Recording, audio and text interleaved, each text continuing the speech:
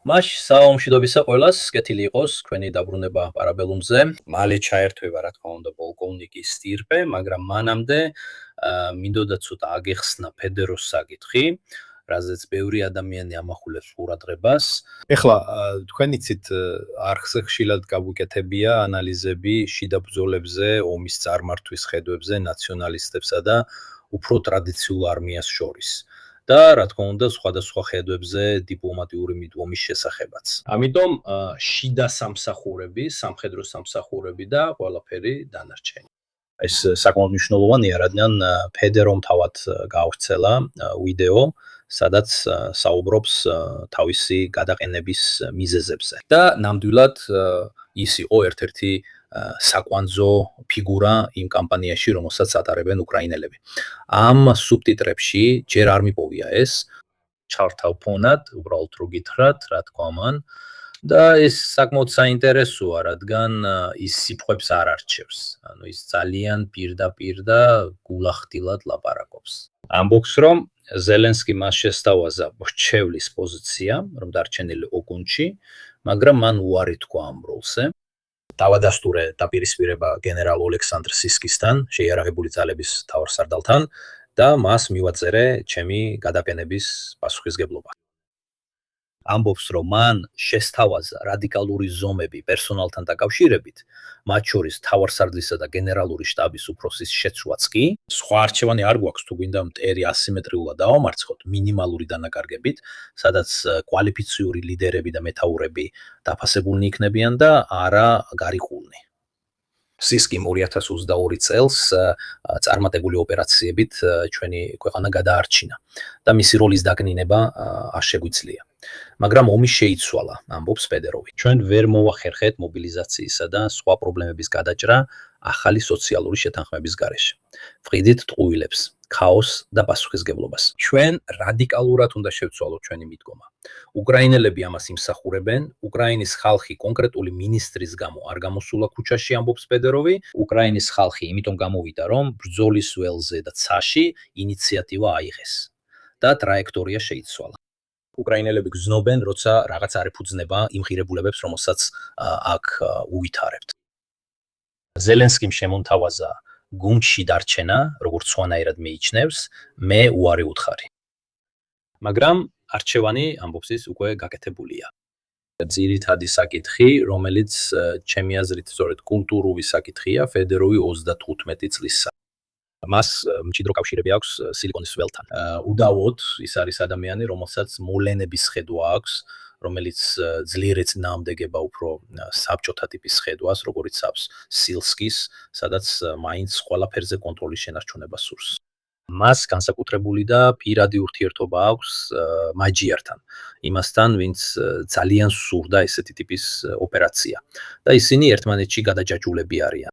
დამატებითი ჩვენებები, რომლებიც ასევე წყაროებში შეხვდებათ, მიუთითებს იმაზე, რომ ძველი თაობის გენერლები ფედეროვის მიერ გაკეთებულ სლაიდების პრეზენტაციებზე იცინოდნენ.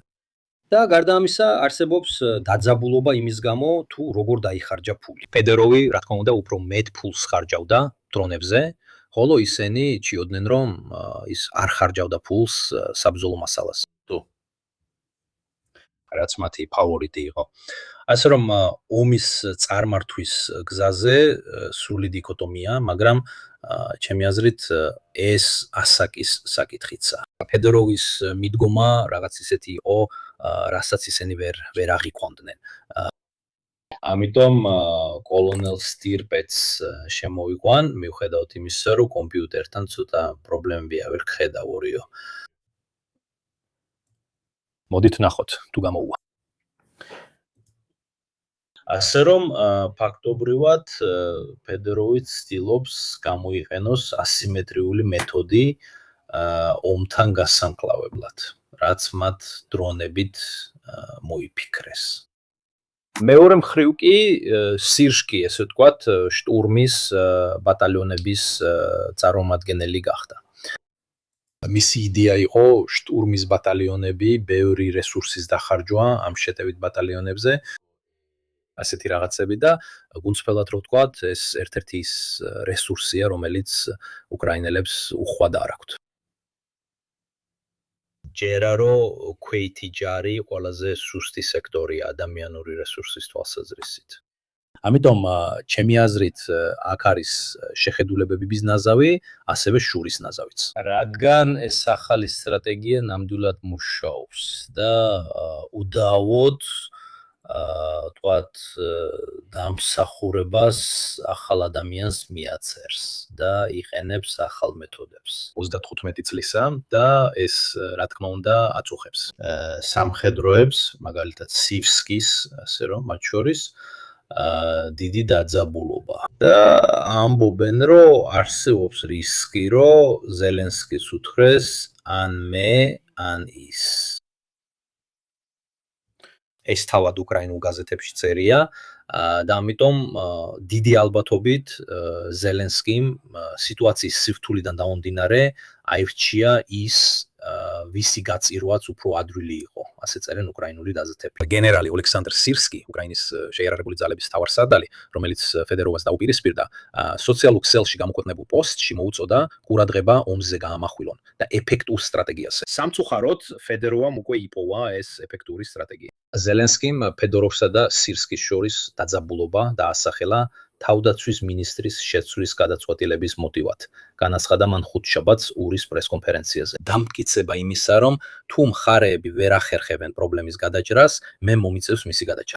მეორის მხრივ, უკრაინის საჰაერო ძალების მოადგილე მეთაურმა ხუთშაბათს გადადგომის შესახებ განცხადება დააკეთა. ფედოროვის გადაყენების წინააღმდეგ პროტესტის ნიშნად. ასევე არის სხვადასხვა პროტესტი უკრაინაში, რომელსაც ხალხი ატარებს სპონტანურად. ამასობაში კარგი კეთილი იყოს თქვენი მობრძანება, ვიმედოვნებთ, რომ დიდხანს დარჩებით კავშირის გათვალისწინებით, როგორც არ უნდა იყოს, ინერვიულებთ თუ კრეშში დაბრუნდება. შენ ფიქრობ, რომ ეს არის იგივე ძველი ისტორია, რომელიც ბევრჯერ გვინახავს უკრაინის შიგნით განმეორებულად. იმ აზრით, რომ სირსი ყოველთვის არჩევანის ცენტრშია. ან ის, ან ზალუჟნი, ან ისევ ის და შტურმის დანაყოფების ხედვა, უფრო კონსერვატიული ხედვისთვის. როგორც ჩანს, ის ზელენსკის რჩეულია, ნებისმიერ შემთხვევაში, ანუ თუ უნდა აირჩიოს ორი ადამიანის შეწირვა, ყოველთვის სირსკის ირჩევს. ხო. ვთქვათ, ეს რაღაც ისტორიულ მოგონებას მიქმნის უკვე 100 წელზე მეტი ხნის წინანდელი პერიოდისას. მაგრამ ზოგადად ეს კლასიკური შემთხვევა, როცა ადმინისტრაციაში, როგორც სამოქალაქო, ისე სამხედრო სფეროში, სხვადასხვა მოძრაობები და ჯგუფები უკრაინაში, სადაც არსებობს გარკვეული მეტოქეობები. უნდა გავითვალისწინოთ, რომ უკრაინა ახალგაზრდა დემოკრატია ომში, სადაც ძლიერი პიროვნებები ცდილობენ საკუთარი თავის დამკვიდრებას, როგორც პირადი, ასევე პატრიოტული მოტივებით. რადგან უდავოდ ჩართული ადამიანების უმეტესობას აქვს საკუთარი წარმოდგენა, თუ როგორ ემსახურონ ქვეყანას საუკეთესოდ. კონკრეტულ შემთხვევაში სირსკი არის წარმომადგენელი, შეიძლება ითქვას, სხვებთან შედარებით ნაკლებად პროგრესული, ცოტა უფრო კონსერვატორი და ცოტა უფრო ნაციონალისტი. თუმცა ყოველთვის რთულია მოძებნო იარლიხი, რომელიც მიანიჭო პერსონაჟს და იმ ჯგუფს, რომელიც ამ პერსონაჟს უკავშირდება. ამიტომ ბუჩბელად რო ვთქვა, მე მიჭირს კონკრეტულ შემთხვევაში ჩემი აზრის გამოხატვა. რა თქმა უნდა, როგორც თავიდანვე ვამბობდი, ისტორიული თვალსაზრისით, სამხედრო ისტორიის მოყვარულისთვის რთულია არ გაიხსენოს კადორნა და ზოგადად სიტუაცია. იტალიის გენერალური შტაბი და უმაღლესი სარდლობა პირველი მსოფლიო ომის დროს. თუმცა ეს შეიძლება არც იყოს ერთი. ეს შეიძლება არც იყოს ზუსტი მაგალითი, რადგან ვიმეორებ, ჩვენ მხოლოდ ამ კონკურენციების აისბერგის ზედაპირს ვხედავთ, არ ვიცით რა არის ქვემოთ, ამიტომ ამაზე მსჯელობა ძალიან სპეკულაციურია. ჩვენ ვხედავთ ბრძოლას არა იმდენად ძალაუფლებისთვის, არამედ იმ მიმართულებისთვის, რომელიც უნდა აირჩეს. საუბარი არ არის უკრაინელების ბრძოლის ნებაზე, არამედ იმაზე, როგორი ბრძოლონ და აშკარად სხვადასხვა იდეებია წარმოდგენილი. და ვოლოდიმირ ზელენსკი ამას უნდა გაუმკლავდეს. რადგან ის არის არბიტრი, ის არის გადაწყვეტილებების პასუხისგებელი. და ნახოთ რას გააკეთებს. პირადად მაქვს ჩემი მოსაზრებები, მაგრამ ამ სულს ამაში ზედმეტად ჩავერიო კოლეგა უკრაინელების მიმართ კოლექტულობის გამო, რომლებიც საკმაოდ სერიოზულ პრობლემას ებძვიან. მე როგორც ნადიამაც თქვა, პრობლემებს არ ვიქნი, რადგან მოვლენებს ვაკვირდები. თქვათ სიშკის კრიტიკებს და ასე შემდეგ დრაპატის დროიდან, როგორც Winter Nights სწორად ახსოვს, დრაპატი იყო კიდევ ერთი, ვინც დატოვა თანამდებობას სწორედ იმიტომ, რომ სურდა რეკრუტირების რეფორმირება და ასე შემდეგ და კონფლიქტში შევიდა სიშკისთან. როგორც ჩანს, მაინც რეფორმის ან სხვა ხედვის საკითხების უმეტესობაში თქვათ როგორ უნდა მართოთ საქმეები სიშკი ესე თუ ისე. ზელენსკის ხარდაჭერით ყოველთვის ახერხებს უპირატესობის მოპოვებას, არ აქვს მნიშვნელობა ვისთან. შემდეგ არავინ იცის, მართალი იყო თუ არა დრაპატი, რადგან ვერ შეძლო ის გაეგეთებინა, რაც სურდა. აქ ალბათ ყველაზე მწვავე საკითხი სწორედ ისაა, რომ განსხვავება აშკარად ჩანს. ანუ რასაც ფედერო აკეთებს, მუშაობს. დრაპატის შემთხვევაში ჩვენ არ გვინახავს დემონსტრაციები, არ გვინახავს პლაკატები, არც გაზეთების დიდი სათაურები. უბრალოდ დრაპატიმ თქვა, თუ ის რაც მე მინდა გავაკეთო, არ არის მისაღები, მე სხვა რამეს გავაკეთებ. სხვა რამეს. პრობლემა, ჩემი აზრით, ყველაზე დიდი ისაა, რომ ფედეროვის ქმედებას ობიექტური შედეგი აქვს სიშკის ხედვასთან შედარებით. და ეს, ჩემი აზრით, უფრო მეტადაც კი ამოძრავებდა ხალხს, რადგან არსებობს ობიექტური შედეგი. ეს თითქმის აზრის საკითხიც კი არ არის, მე ვარ მართალი თუ ის არის მართალი, რადგან ის მუშაობს. ამიტომ თითქმის ყველასთვის აშკარაა, რომ ფედეროვი მართალია. ამ ისტორიაში ობიექტური შეფასება უბრალოდ ის არის, რომ სიშკი არის კონსერვატიული სული უკრაინის შეიარაღებულ ძალებში. ამაში ეჭვი არ არის. შემდეგ ყოველთვის რთულია თქვა. მართალია კონსერვატორები თუ პროგრესისტები ეს კონკრეტულ სიტუაციებზეა დამოკიდებული. ეს გავს ზოგადად საუბარს იმ სიახლეზე, რაც დრონებმა მოიტანეს. ზოგიერთი ყველაფერს დრონებზე ამყარებს, სხვები კი მათ დამატებით შესაძლებლობად მიიჩნევენ. მაგრამ ეს თავისთავად არ არის გამარჯვების იარაღი. ესე რომ მოდი ცოტა ვისაუბროთ ამ გამარჯვების იარაღზე. Quindi მოდი ამაზე ვისაუბროთ, ჯორჯიო, იმიტომ რომ კი, კარგი, დრონები ნამდვილად ის იარაღია, რომელიც ამცირებს დანაკარგებს ნამდვილად. სიშკის შეტევითი ბატალიონების იდეა არ ეფუძნება ძლიერ მხარეს, ანუ ადამიანური რესურსების ხელმისაწვდომობას. ეს ძალიან შეტევითი მიდგომაა სიშკისთვის დამახასიათებელი. ბახმუტის დროიდან, ბარზევე ილოვაისის ბრძოლის დროიდან ყოველთვის ძალიან შეტევითი მიდგომა ჰქონდა. რის გამოც ბახმუტის დროსაც გააკრიტიკეს, იქ მიიღო სახელწოდება მაკელავე და მერე შეგვიძლია ცოტა კადორნაც გავიხსენოთ, არა? კი, არიან უდაოდ. ისინი არიან ზოგი რამ მას ასევე ეძახიან გენერალ იავოლს, მოისმინე რომ უკრაინის ზოგიერთი ჯარი ასე ეძახის, რაც კაიტელს ახსენებს. არა, არის ის, ვინც ყოველთვის ამბობს, დიახ, მეტაურს საქმე ისა. ფედროს სტრატეგია მუშაობს, მაგრამ ის იპყრობს ტერიტორიას, რადგან ფიქრობ, რომ შემდეგ თავარი საკითხი სწორედ ეს არის. დრონები ზიანს აყენებენ, დრონები აკრობენ სინათლეს, ამცირებენ ლოგისტიკას და ასე შემდეგ, მაგრამ საბოლოოდ ისინი თავად ტერიტორიას არ იპყრობენ. ამიტომ თუ თლიანად ეგრეთ წოდებული დისტანციურ ომზე გადახვალ, შეგიძლია დიდი მიზნები მიაღწიო მოსახლეობის მხარდაჭერის შემცირების თვალსაზრისით. და მოწინააღმდეგის კრიზისში ჩაგდებასაც შეძლებ, მაგრამ საბოლოოდ მაინც ქვეითი იპყრობს ტერიტორიას.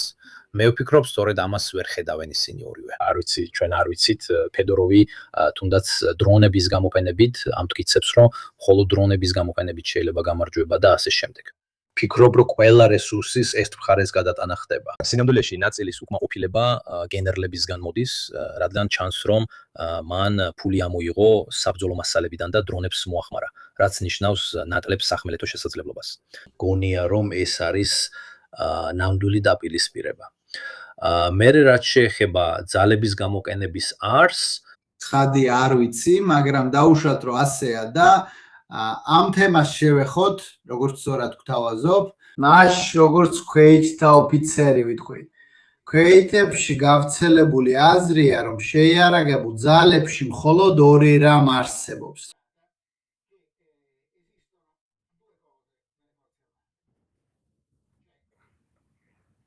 ქვეითი ჯარი, შემდეგ კი საბრძოლო მხარდაჭერა, ყველაფერი დანარჩენი, რაც ქვეით ჯარს არ ეკუთვნის, მხარდაჭერა, რადგან ქვეითი ჯარისკაცის მიზნამდე მიყვანას ემსახურება. ცხადია, ეს კონსერვატიული აზრია, ამას ვაღიარებ, მაგრამ პირველ რიგში ეს თითქმის 10,000 წელია, რაც წეულად მართალია, ანუ მას შემდეგ, რაც ადამიანებმა ბრძოლა დაიწყეს, ეს ფაქტია, ცხადია. შემდეგ მიდიხარ და კამათობ ავიაციის კოლეგასთან, რომელსაც ხშირად ვეუბნები, შენ მხარდაჭერა ხარ. შენ მე მემსახურები, რომ მე გავიმარჯვო. მას ცხადია ექნება რაღაც სათქმელი, ამასთან დაკავშირებით და მე ძალიან კარგად მესმის. დიახ, ამას ვამჩნევდი, ყველას აქვს ტენდენცია, რომ თავისი იარაღი თავად მიიჩნიოს, თქვენ ხართ ის წერტილები ქვემოთ, არა, იქ? და შემდეგ ცხადია, სწორედ ჩემსა და მას შორის დიალოგიდან მივალთ ყველაზე შესაფერის გადაწყვეტამდე. რისთვის? იმისთვის, რაც არის ეროვნული ინტერესი. თუმცა ეროვნული ინტერესი შეიძლება ოდნავ ეწინააღმდეგებოდეს ლოგიკას. თავარი ჯარის სახეობა და ყველაფერი, დანარჩენი არის მხარდაჭერა. მაგალითად, იტალია თავისი სტრატეგიული მდებარეობის გამო ვერ შეძლებს ასე იფიქროს. იტალიისთვის საზღვაო და საჰაერო ძალებს სულ მცირე ამ ისტორიულ ეტაპზე უპირატესობა აქვთ არმიაზე. უბრალოდ იმიტომ, რომ ჩვენ საზღვრებთან მტერი არ ვყავს. ჩვენი პოტენციური მტრები შორს არის. ამიტომ საჭიროა ქვეყნის ოპერაციული შესაძლებლობების დისტანციურად პროექცირება ალიანსების ფარგლებში.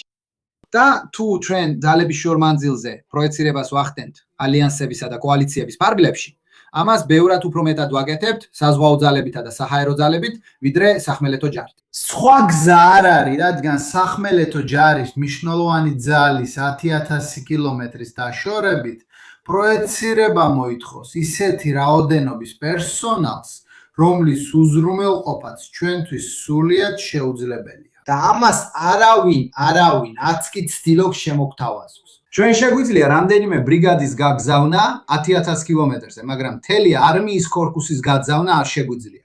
თუმცა შეგვიძლია საზღვაო ამოცანების ჯგუფების გაგზავნა, შეგვიძლია ავიაციის ოპერატიული დაჯგუფებების გაგზავნა, რომლებიც ძალიან მნიშვნელოვანია.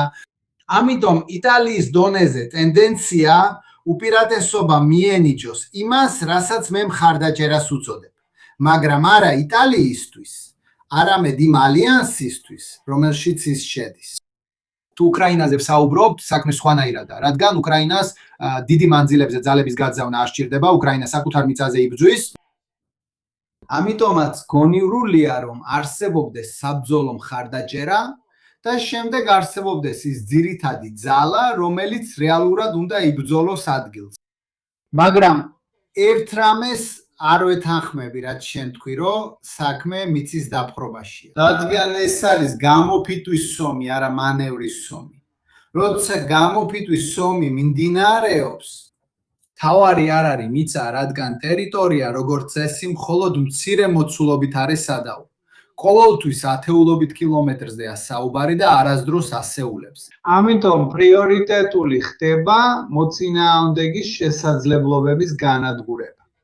და საკუთარი შესაძლებლობების შენარჩუნება, რათა გაანადგურო მოწინააღმდეგის შესაძლებლობები და შეინარჩუნოს საკუთარი.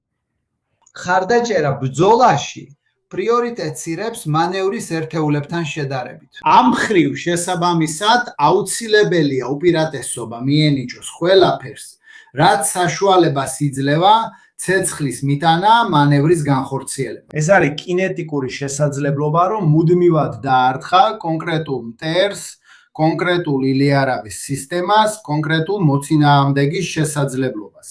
სანაცვლოდ იმისა, რომ შეუძლოთ ჩვენი მანევრის პოტენციალის წინ წაწევა ტერიტორიის დასაპყრობა. რადგან წვეთის ომის მიზანია მოწინააღმდეგე მიიყვანოს კოლაფსამდე შესაძლებლობების დაკარგვის გზით. მას შემდეგ, რაც მოწინააღმდეგეს აღარ აქვს ტერიტორიის კონტროლის უნარი, მას აღარაფერი დარჩენია გარდა იმისა, რომ წავიდეს. და ამ ეტაპზე ტერიტორია აღდგება არაკინეტიკური გზით. ფიქრობ, სწორედ აქ არის დაპირისპირება არსებითად. ბოლო წლის განმავლობაში სირსკი ცდილობდა შეექმნა სხვა შეტევითი დანაყოფები. ამიტომ მას სურდა ტერიტორიის აღება, თუ არ სურდა უბრალოდ შეტევებსა და მსგავს რაღაცებზე რეაგირება. მაშინ როცა ამან შემოიტანა სტრატეგია, რომელიც არ იპყრობს ტერიტორიას, მაგრამ დიდ ზიანს აყენებს, ზუსტად ასუსტებს რუსულ შესაძლებლობებს. ასევე დარღვეული ფრონტების მხარდაჭერით ან სხვა ადგილებში კრიზისების შექმნით, რაც რა თქმა უნდა რესურსების გადამისამართებას იწვევს. მინდა კითხო ეს. თუ გავაანალიზებთ, როგორ დაიწყო ეს კამპანია, რატო დაიწყო ასე? დასაწყისში ვიხილეთ ცნობილი შეტევები მარიუპოლისა და მელიტოპოლის ავტომაგისტრალზე, რომელიც ყირიმისკენ მიდის. ვიხილეთ იზოლაცია, ეგრეთ წოდებული შეიპინგი. არა, ისინი ხიდებს ურტყამდნენ, რათა კიდევ უფრო გაეცელათ ეს ლოგისტიკური ხაზი.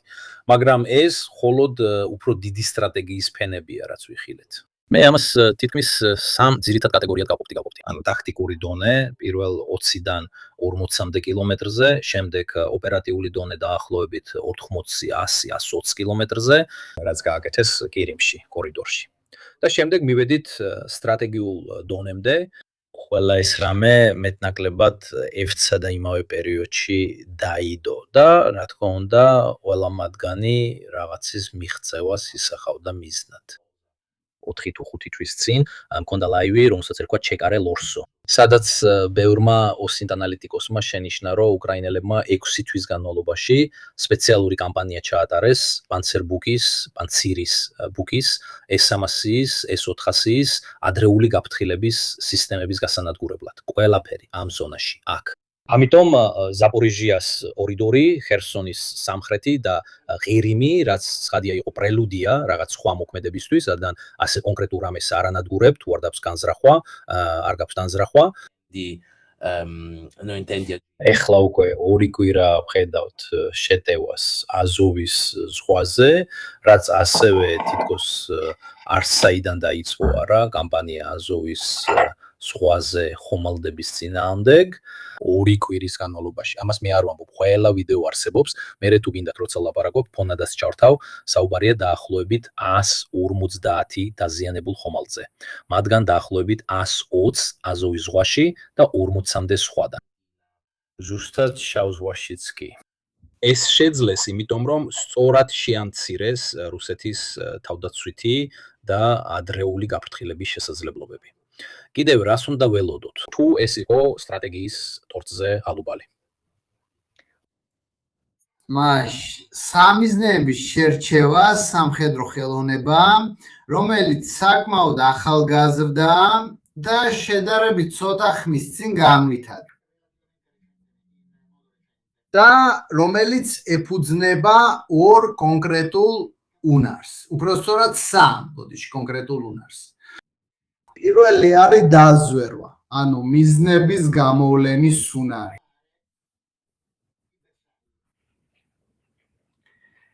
მეორეა უნარი, რომ ზუსტად მეტრის სიზუსტით გამოთვალა. რეალური მდებარეობა.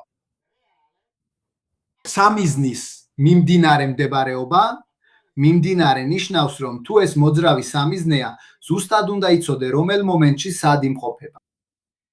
მესამე უნარია იმ წერტილში აბსოლუტური სიზუსტით მოხვედრა. არაფერს ნიშნავს ზუსტი კოორდინატების ცოდნა, თუ შეგვიძლია დამთქმელი საშუალების ზუსტად იმ კოორდინატებზე გაგზავნა აბსოლუტური სიზუსტით. ამ 3 უნარის კომბინაცია წარმოშვა მიზანში ამოღების სამხედრო ხელოვნება. მიზანში ამოღება არის რაღაც, რასაც სწავლობენ და გრძელვადიან პერსპექტივაში გეგმავენ. ჩვენ სამიზნეებს დღეს ხვალისთვის არ ვეწერთ. ჩვენ უნდა გამოვთვალოთ ის სამიზნეები, რომლებიც დღეს უნდა დავათქათ. იმგვარად რომ ხვალინდელ სამიზნეებზე დარტყმა გაგვიადვილდეს, რომლებიც თავის მხრივ უნდა შეუცხონ ხელი ზეგინდელი სამიზნეების მიღწევას. ჯაჭვურად ისე რომ 6 თვეში შევქმნით პირობებს, რათა ამ სხვა სამიზნეებსაც დავატყათ, რომლებიც თანდათანობით უფრო მძიმე შედეგებს მოუტანს მტერს და უფრო დადებით ჩვენთვის. იმ დონემდე რომ შევქმნათ პირობები, რათა ჩვენი ცნობილი მანევრი, რომელიც მხარდაჭერას საჭიროებს, წარმატებით განხორციელდეს. ეფექტურად, დროულად და სასურველია, რაც შეიძლება ნაკლები დანახარჯი. და სწორედ აქ პოულობთ იმ ცნობილ შეხამებას. მანევრირების უნარს შორის, რასაც ჩვენ ქვეით ჯარს უწოდებთ, და იმ უზარმაზარ მხარდაჭერას შორის, რომელიც საჭიროა იმისთვის, რომ მანევრი წარმატებული იყოს. ეხლა ეს შედარებით ახალი ხელოვნება, რომელიც ამ სამ უნარზეა დაფუძნებული. ეს უზარმაზარი დამატებითი ღირებულება, რომელიც უკრაინას რუსეთთან შედარებით აქვს, იმ შესაძლებლობის წყალობით, რომელიც დასავლეთმა შესთავაზა. ომის პირველ თვეებში, პირველივე წლის განმავლობაში მახსოვს, რომ რუსეთმა გამოაქვეყნა თავისი დამიზნების ცენტრის ფოტო. გამოაქვეყნა. Targeting. გამოაქვეყნა.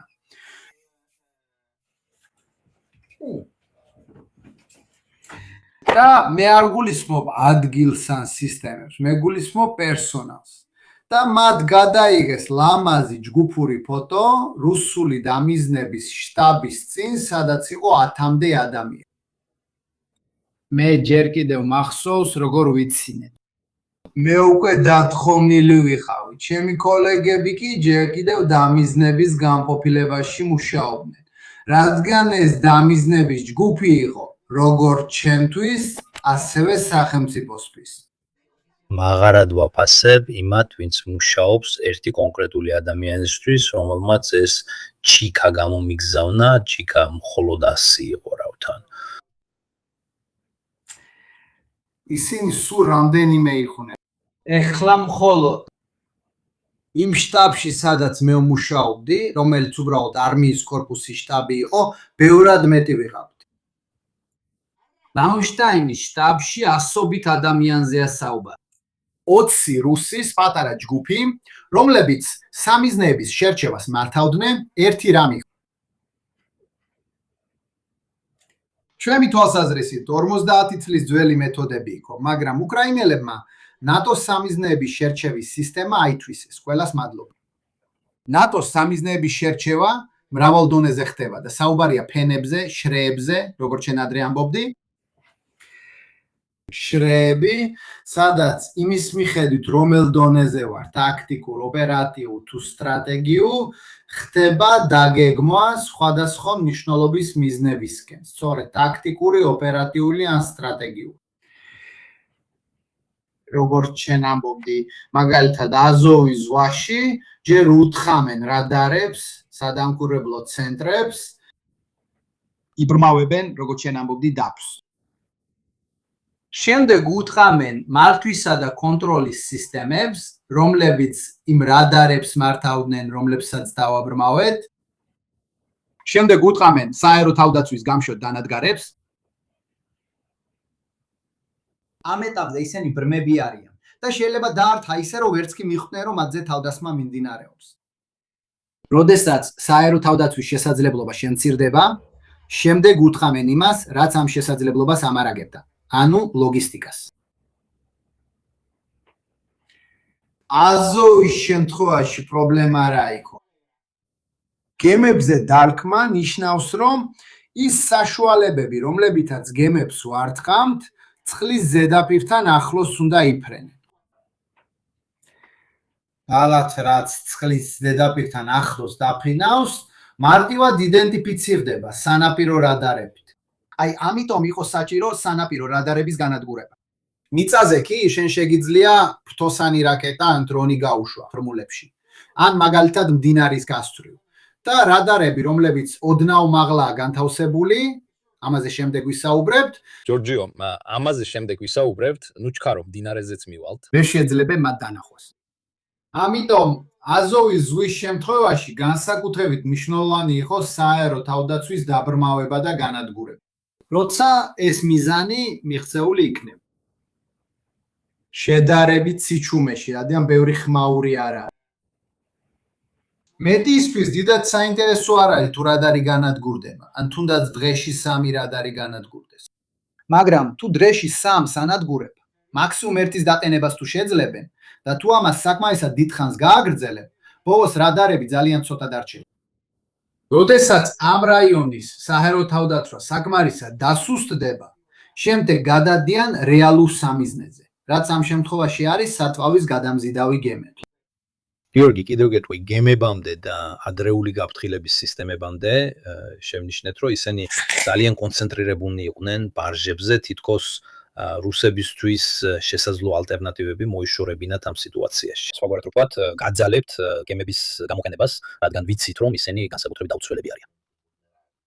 რუსებს არასდროს გამოუყენებიათ გემები მასობრივად, მიუხედავად იმისა, რომ ზოგიერთი პატარაა, საუბარია 20,000, 30,000, 50,000 ტონიან გემებზე, ესენი არ არის მეგა ნავთობტანკერები და ასე შემდეგ.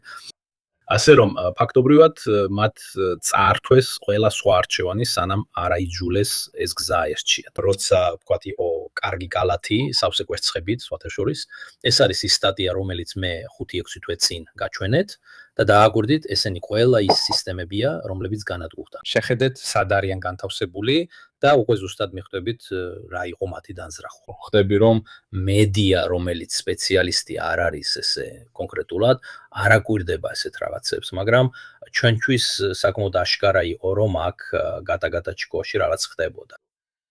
ეხლა კი, როცა რუსებმა დაიწყეს ამ გემების გამოყენება, რომლებსაც 2 კვირის წინამდე არავინაც უხებდა, ანუ მე ვფიქრობ, რომ უკრაინელებს უკვე ჰქონდათ შესაძლებლობა, რომ დაესხათ მათზე, მაგრამ მათ აირჩიეს არ გაიკეთებინათ ეს, სანამ მასობრივად არ გააკეთეს. ძალიან მოკლე დროში, ეს არის მდგომარეობა 30 ივნისისათვის, შეგიძლიათ ნახოთ წერტილები, ყველა გემი მოძრაობაში იყო, ეს არის მდგომარეობა 12 ივლისისათვის. ფაქტობრივად ისინი ჩახერდეს. ეს იგივეა, რაც მაშინ როცა მოწინააღმდეგეს აიძულებ თავისი ძალები განადგურების ზონაში მოიყვანოს. კონცეპტუალურად შეიქმნა ვალდებულება რუსებისთვის მასობრივად გამოიხენონ რაღაცაც მასობრივად შეიძლება განადგურდეს. და ეს სწორედ ყირიმის გარშემო ისევ ყირიმის იზოლირების ცდილობისთვის. ეხლა, როცა საუბარს ვაფართოებთ ყირიმი ომის კონფლიქტის ძალიან პატარა ნაწილი. და მე დავამატებდი, რომ პოლიტიკური თვალსაზრისით ეს ძალიან მნიშვნელოვანია. მაგრამ მხოლოდ სამხედრო თვალსაზრისით ეს არის სრული ომი, სამხედრო ასპექტი ჭარბობს პოლიტიკურს. იმდენად მართალია, რომ როდესაც არჩევანი უნდა გაკეთდეს თავდაცვის მინისტრსა და მთავარსანდალს, გენშტაბის უფროსს შორის, ირჩევენ გენშტაბის უფროსს და თავდაცვის მინისტრს ირავენ. დავასრულოთ ეს თემა. ყირიმი მხოლოდ სამხედრო თვალსაზრისით საერთოდ არ არის მნიშვნელოვანი. ის პოლიტიკურად მნიშვნელოვანია. მაგრამ სამხედრო თვალსაზრისით არა. ეს პასიური ფრონტი იყო. მე ეს არაერთხელ მithქვა, იმ აზრით, რომ იქიდან რუსების ზეწოლას არ ახორციელებდნენ. დონეცკის უკან ლოგისტიკა ბევრად მოკლეა. მას უკიდურესად ფუნდამენტური მნიშვნელობა აქვს, განსაკუთრებით პუტინისთვის, რადგან მან აიღო ეს მისი სამკაული იყო დაბრუნება. ამიტომ ამ კრიზისის შექმნა, რომელმაც რუსები აიძულა ფლოტის გამოყენება, ფაქტობრივად ნიშნავს გამოავლინო მათი სისუსტეები. და ყირიმი თავისი ლოგისტიკური ბუნებიდან გამომდინარე, სამკაულიდან გადაიქცა აქილევსის ქუსლად. მაგრამ ამას უფრო პოლიტიკური მიზანი აქვს, ვიდრე სამხედრო, შემის სწორედ უცდები. ჩემი ჰიპოთეზა იყო, რომ ამ ქაოსის შექმნა სამხედრო თვალსაზრისით ნაკლებ ეფექტს იძლევა, ვიდრე ხალხის მხარდაჭერის თვალსაზრისით. საკმარისია ნახოთ ყველა ის ვიდეო, სადაც რუსები კრიზისზე ჩივიან. მე ვფიქრობ, რომ ეს ომის მხარდაჭერას ამცირებს. და სხვათა შორის ზელენსკიმ დღეს თქვა, რომ მათაც უნდა მოემზადონ, რადგან ეშინიათ, რომ სექტემბერ-ოქტომბერში პუტინი კიდევ ერთ მობილიზაციას გამოაცხადებს. ამიტომ თუ მე ომის მხარდაჭერას შეგიმცირებ და შენ კიდევ ერთ არაპოპულარულ არჩევანს უნდა გააკეთო, კიდევ ერთ მობილიზაციას გამოაცხადებ, მე სწორედ ამ ქმედებით ვცდილობ შეგიმცირო შესაძლებლობა, რომ ეს დამატებითი მობილიზაცია ბოლომდე მიიყვანო. ეს იყო ჩემი თეორია ამ ქმედების რეალურ გამოყენებაზე. აბსოლუტურად. ეს არის პოლიტიკური და სამხედრო დონე, ის გზა, რომლითაც შეიძლება პუტინი პირად დონეზე, მისი ძალაუფლების დონეზე მდგომარეობაში ჩავაყენოთ. სამხედრო დონეზე კი ყირიმი მე უფრო როგორც ცრუმიზანი ისე მეჩვენება. იმაზრით, რომ მე ვიცი, მე როგორც უკრაინა ვიცი, რომ რუსეთისთვის, ჩემი მტრისთვის ყირიმი პოლიტიკურად ფუნდამენტურია. ასევე ვიცი, რომ სამხედრო თვალსაზრისით ის მნიშვნელოვანი არ არის და ვიცი, რომ ამ მომენტში მე არ მაქვს ყირიმის გათავისუფლების შესაძლებლობა. მაგრამ მაინც მართავ ჩემს სამხედრო შესაძლებლობებს ყირიმის წინააღმდეგ გაძალებ დაიცვა იგი, რადგან პოლიტიკურად ვერ მიიღებ მის დაკარგვას. ეს ნიშნავს, რომ რაც უფრო მეტად უთხრამენ უკრაინელები ყირიმს, მით უფრო მეტ ძალას მოუწევთ რუსებს გაგზავნონ. ამ შემთხვევაში ძირითადად საერო თავდაცვის ძალებს ყირიმის დასაცავად. მიუხედავად იმისა, რომ რეალურად ყირიმი არაფერში ჩირდებათ. და ამას გარდა მოსკოვსაც გიტევენ, რადგან იქაც აუცილებლად უნდა დაიცვა თავი. იმის გათვალისწინებით, რომ საერო თავდაცვის შესაძლებლობები ტექნოლოგიურად მაღალი ღირებულებისა და დროთა განმავლობაში მათი ჩანაცვლება ბევრად უფრო რთულია, ვიდრე ტანკების ჩანაცვლება. ჩვენ კარგად ვიცით, რომ რუსები საერო თავდაცვას იმავე ტემპით არ აწარმოებენ, რა ტემპითაც მას კარგავენ. ამიტომ რაც უფრო მეც ანადგურებენ, მით უფრო ზოგადად მცირდება რუსეთის ფედერაციის საჰაერო თავდაცვის შესაძლებლობა. იმ მომენტში, როცა მე ურტყამ რაღაცას, შედარებით მოკლე მანძილზე და შესაბამისად ნაკლებ შესაძლებლობას მოითხოვს ჩემგან, ისეთ ადგილას, რომელსაც მცირე სამხედრო მნიშვნელობა აქვს და ამიტომ იაფად მიჯდება მისი შეტევა, მაგრამ მტერს არ შეუძლია მისი დაუცველად დატოვება. ყირიმი ხდება ერთგვარი შავი ხვრელი, სადაც რუსეთი განაგრძობს თავისი საერო თავდაცვის საშუალებების გაგზავნას გასანადგურებლად. საერთოდ ამასობაში ყველაფერი დანარჩენი იკუმშება. როგორც სწორად აღნიშნე, შენ აღნიშნავ, მოსკოვიც იგივე ფუნქციას ასრულებს, მაგრამ მასზე შეტევა ბევრად უფრო რთულია, რადგან ის ბევრად უფრო შორსა. მაგრამ იქაც ხანდახან მივდივართ. არა განსაკუთრებულად მნიშვნელოვან სამხედრო ობიექტზე. ეს საჭიროა, იმიტომ რომ რუსებს აუცილებლად უნდა უპასუხონ და აუცილებლად უნდა დაიცვან. ამიტომ ორი ძირითადი წერტილი გაქვს, ერთმანეთისგან სულიად საპირისპირო, რომლებიც უნდა დაიცვან. და შუაში არის მარდოზოს კამპანია, არის კამპანია ზაპორიჟიეს კორიდორში, არის კამპანია სირმეში, ნავთო გადამამუშავებელ ქარხნებზე და საბანი სულ უფრო მოკლე ხდება. რას აირჩევ დასაცავად და რას დაიცავდი, პოლიტიკურ საკითხს თუ სამხედრო საკითხს. და სხვათა შორის მინდა თითქო, შენ როგორ დაიცავდი თავს ეს გემები, იმიტომ რომ ეს პრობლემა არსებობს. უკვე რესურსი გაკლია, ფლოტს რისკის ქვეშ არ დააყენებ, რა თქმა უნდა, ამ გემების თანხმლებამ კიდევ ერთი ხვრელი შექმნა. ეხლა მიღებული ცნობით რუსებმა შეწყვიტეს მათი დაგზავნა, ეს არ არის მდგრადი. არ ყვევენ, როგორ მოიქცნენ. უნდა გავითვალისწინოთ, რომ ეს ყველა გემი არ ჩაძირუა. არა. ისინი გამოუყენებელი გახდნენ. იმიტომ რომ სამიზნის შერჩევისა და დაზუსტების წესის მიხედვით, უკრაინელებმა იციან რა დაადყან გემს.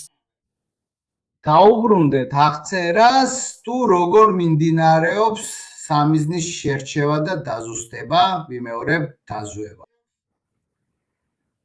სამიზნის უკიდურესად ზუსტი გამოვლენა დროში და ადგილში და შესაძლებლობა, რომ სამიზნე აბსოლუტური სიზუსტით დაატყან. მოусმინე, მინდა რაღაც შეგნიშნო, ჯორჯიო. ბოდიში რო გაწყვეტინებ, მოусმინე. ზუსტად ისე, როგორც ყველა გემი დაზიანდა, ზუსტად ყველა ერთსა და იმავე ადგილას. უნდა დაზიანდეს ის კვანძოვანი ცენტრები, რომლებიც უნარს აკარგვინებს. გემი. სამი საჭირო არ არის მისი ჩაძირვა. საკმარისია ისე მოიქცე, რომ გემმა ვეღარ შეძლოს ოპერირება საკმარისი დროით. ცხადია, მათი შეკეთება შესაძლებელია, მაგრამ თუ იმ გემებზე ტექნოლოგიურად ძვირფას კომპონენტებს გაანადგურებ, რომელთა ჩანაცვლებაც რუსებისთვის რთულია ემბარგოს გამო, შენ ძალიან სუსტი საბრძოლო თავით გემს შედარებით მცირე ზიანს მიაყენებ, მას გამოუსადეგარს ხდი მრავალი თვის განმავლობაში, შესაძლოა წლებიც კი. ეს იგივეა, რასაც ახლა ნავთობ გადამამუშავებელ ქახნებზე ვაკეთებთ. ყველაფერ ამას ახლავე მივალთ, რადგან იქაც არის სამუშაო. ნავთობ გადამამუშავებელი ქახნების მიზანში ამაზე დაინტერესებია. Curso molto interessante sul target. ძალიან განსხვავდება იმ კამპანიებისგან, რაც სინაცვლებში ვნახეთ. ადრე დაახლოებით უხთხანდნენ, ეხლა კი ეს უკვე მეთოდია. იქ ნამდვილად არის ხელოვნური ინტელექტი, ნამდვილად არის დასავლური მართვის სისტემები, დაზვერვა და მიზანში ამოღება. ანუ აქ დიდი ბრიტანეთის ძლიერი ჩარევა უნდა იყოს. მაგრამ საინტერესოა, როგორც უკვე იყო დაბალბიუჯეტიანი შეტევა, კიდევ უფრო დაბალბიუჯეტიანი ხდება. იმით რომ ადრე დრონი დაახლოებით ერთ გემს უხთხამდა, ხანდახან დეგზე ეცემოდა და თითქმის არაფერი ხდებოდა, ეხლა კი უკვე 1 მეტრიანი სიზუსტით უხთხამენ. ზუსტად რაც გიზღუდავს მთელი გემის გამოყენებას ისე რომ სულად ჩაძირვა არ დაგჭირდეს. კიდევ რას აკეთებს? გონია რომ ნაკლები ზემოქმედებაც აქვს, რადგან ადამიანური მსხვერპლი არ ხდება. რაც მიუხედავად ამისა, შეიძლება ხალხის მხარდაჭერას გამოიწვევს. მაგალითად, ზოგჯერ ისინი იყენებენ პატარა ნავებსაც, თუ დააკვირდებით, ყოველთვის ცდილობენ დაარტყან საჯესთან. თავარია რომ ხომალდი ვეღარ დაცუროს. ცოტანი არიან, ელოდებით ცნობილი სამიზნის ნაწილები, რომლებიც ყველაზე მეტად მცხოვრიდან გამოჰყავს, ნაკლები ძალით, ნაკლები ასაფეთქებლით. როდესაც დეტალურად იგეგმება, როგორ უნდა განხორციელდეს შეტევა არ შემოიფარგლება მხოლოდ იმით, რომ თქვათ, კარგი, უნდა დავარტყათ გემს, უნდა დავარტყათ ნავთობ გადამამუშავებელ ქარხანას, არა, არსებობს ის, რასაც ეძახიან DMPI-ს, ანუ სასურველი მთავარი დარტყმის წერტილები. ის წერტილები, რომლებიც გსურს, მთავარი წერტილები, რომლებიც გსურს. დარტყმა იმ წერტილებზე, რომლებიც განსაკუთრებით გამოჰყავს მცხოვრიდან, რომლებიც მაქსიმალურ ზიანს აყენებს მინიმალური ძალის ხმევით, რომ გავიგოთ, უფრო უბანურ დონეზე. ისრაელელები, როცა სურთ ტერორისტებზე დარტყმა კონკრეტულ ტერიტორიაზე და როცა სურთ შენობაზე დარტყმა, ძალიან ხშირად არ უთყამენ თავად შენობას, არამედ უთყამენ იმ ბინის ფანჯარას, სადაც იმ მომენტში იმყოფება ის ტერორისტი, ვისაც სურთ დარტყმა. ან ორ შემთხვევაში ასე ცდილობენ, დაგეგმვისას ასე ხდება. ეს არის ზუსტი გათქმის წერტილი ფანჯრის ზომის. თუ შენობაზე ვსაუბრობთ, საქმე არ ეხება მთელი შენობის დანგრევას, თუ მიზანი ერთი ადამიანია. თუმცა ზოგჯერ გინდა მთელი შენობა დააზიანოს. ეს სხვა რამეა, ეს სხვა საკითხია. მაგრამ სამიზნის ზუსტი შერჩევისა და დარტყმის დაგეგმვის უნარი სწორედ ეს არის. გემის კონკრეტულ წერტილზე, შენობის ფანჯარაზე, ნავთობ გადამამუშავებელი ქარხნის საკვანძო ელემენტზე, სარდლის კარავზე, სარდლობის პუნქტში დათვლა. და ეს ყველაფერი ისა, რისი გაკეთების უნარიც რუსებს არ აქვს და მართლაც ამას არ აკეთებენ, აკეთებენ. საჭიროა ხელოვნური ინტელექტი, რომ იცოდე მარშრუტები, რადგან ბევრი საჰაერო ობიექტი ადგილმდებარეობას იცვლის. არ არის ისე რომ ყოველთვის ერთ ადგილას არიან, ამიტომ ყოველთვის უნდა შეისწავლო რა არის საუკეთესო მიდგომა. რადგან ისინი იცვლებიან, არა როგორც ჭადრაგის დაფაზე. ეს არის ძირითადი საკითხი იმაზე, რასაც ამბობდი. ეს არის ბოლო OSINT-ის ანალიზები, რომლებიც ზუსტად აჩვენებს, სად უხტყამენ უკრაინული დრონები ნავთობ გადამამუშავებელ ქარხნებში. ეს არის საუბარი, რომელსაც სხვადან ვერ ნახავთ. გაზეთები ამას არ აკეთებენ, ისინი ამ დეტალებს ვერ ამჩნევენ. უკრაინელები სისტემატურად უთხრამენ ნავთობგადამამუშავებელ ქარხნებს, მაგრამ არა შემთხვევით. ისინი უთხრამენ კონკრეტულ ერთეულებს. LO-out 11, 4 და 6. მარტივად ადიხსნით, რადგან ბოლო 2 დღე გავატარე ამ სფეროში მომუშავე ხალხთან საუბარში, რომ ეს ყველაფერი მარტივად აიხსნათ ჩემთვის. ეს არის პრაქტიკულად სპეციალური ზონები რეფინერიებში, სადაც ძალიან რთული პროცესებით ხდება მართვა. ბენზინი ერთგვარი დეკანტევია, როგორც ღვინისთვის, იქ ხდება მისი რაფინირება და ცოტა რუსული ინდუსტრია აწარმოებს ამ ნაწილებს. სინამდვილეში მხოლოდ 5 და ამ დიდ კომპლექსში კიდევ 2 ნაწილი არსებობს, რომლებიც პრაქტიკულად მხოლოდ ევროპაში იწარმოება. რუსული საინჟინრო კონსორციუმები, რომლებსაც შეუძლიათ ამ ნივთების აშენება. საუბარი არ არის 2 მილზე ან გუნდის გაგზავნაზე, აქ საქმე იმაშია, რომ თუ წნევის ქვეშ მოხდება სენსორები, სარქველები და ასე შემდეგ, გამოდის მწყობრიდან და მთელი სტრუქტურის თავიდან დაკეთება გჭირდება. და რუსეთს მხოლოდ 2 კონსორციუმი აქვს, რომელსაც ამის გაკეთება შეუძლია, ნიბიგასი და ბელესტროი, რომლებსაც აქვთ სპეციალური ჯგუფები. პრობლემა რა არის? მათ არასდროს მოუწიათ 30 ნავთობგადამამუშავებელი ქარხნის მართვა. არ ყავთ საკმარისი კვალიფიციური ხალხი გუნდებში, რომ ამდენი დაზიანება დააკონტროლონ. და რეალურად საინტერესო ის არის, რომ ამ ნაწილების ბევრი ევროპაში იწარმოება, ნაწილობრივ რუსეთში, ზოგი ნაწილი კი ევროპაში. ამ ნივთებისთვის არ არსებობს ასაწყობი ხაზი და უკრაინელები სისტემატურად უთხრამენ სწორედ ამ ნაწილებს, რომლებიც დამოკვეთილია. ეს ნიშნავს, რომ დრონები დაფრინავენ და შემდეგ ხელოვნური ინტელექტის დახმარებით სამიზნემდე მიახლოების ბოლო ეტაპზე ზუსტად ამ ნაწილებს უთხრამენ. რომელი კონკრეტული ერთეულებია. კიდევ ერთი ფაქტორია, რომელიც ჩემი აზრით მნიშვნელოვანია, იმის გასაგებად თუ როგორ წარმოიშვა საწვავის კრიზისი რუსეთში. როგორ არის შესაძლებელი, რომ წარმოებელ ქვეყანაში. შეიძლება ცოტა შეგაწყვეტინოთ, იმიტომ რომ საინტერესო რამ თქვი და მინდა ერთი პუნქტი დავამატო. რა თქმა უნდა. ჰყავთ ეს ტექნიკური გუნდები, რომლებიც ძალიან ცოტანი არიან და მათ უნდა წავიდნენ და შეაკეთონ. დამიზნების თამაში ასევე მოიცავს ტექნოლოგიურად განვითარებული მიზნის დაზიანებას. შემდეგ ელოდები, როდის მოვა სპეციალისტების გუნდი და ხელახლა უთხრა მაშინ, როცა სპეციალისტების გუნდი ადგილზეა. ასე რომ მათაც ანადგურა. დიახ, ან რემონტს უსარდებლოს ხდი, ეს კიდევ ერთი პრობლემაა, რაც მათ აქვთ, შეტევის გამეორება. ეს არ არის მარტივი შეკეთებები, ეს არ არის მილი რომ მიდიხარ შლიმილებს და აკეთებ. არსებობს სენსორები, რომლებიც დასავლეთში იწარმოება რაღაცები, რაც წნევაზე უნდა იყოს შენახული, პრაქტიკულად თლიანად თავიდან უნდა დააწესო წნევა. სისტემა შესაბამისად ძალიან რთულია. რატომ აკლია ბენზინი? როგორ შეიძლება რუსეთში ბენზინი აკლდეთ, როცა თვეში 50-60 მილიონ ბარელს აწარმოებენ? არსებობს ერთი მნიშვნელოვანი საკითხი, ეს ახსნევინე როგორც ჩემს თანამშრომლებს, ასევე ქიმიკოს. ბენზინს განსაკუთრებით დანამატებით ძალიან მცირე ვადა აქვს. იმ თვალსაზრისით, რომ ბენზინი უკვე 3 თვის შემდეგ, 3-დან 6 თვეში სრულად კარდავს თავის ღირებულებას. ამიტომ დიდი მარაგები არ არსებობს, ბენზინი უნდა წარმოიქმნას და მოხმარდეს რამდენიმე კვირის განმავლობაში. ვერ შეინახავ 6 თვის განმავლობაში 3-დან 6 თვემდე პრაქტიკულად კარგავს თავის ოპტიმალურ თვისებებს. სწრაფად დეგრადირდება, იჟანგება, ჰაერთან კონტაქტში მოდის.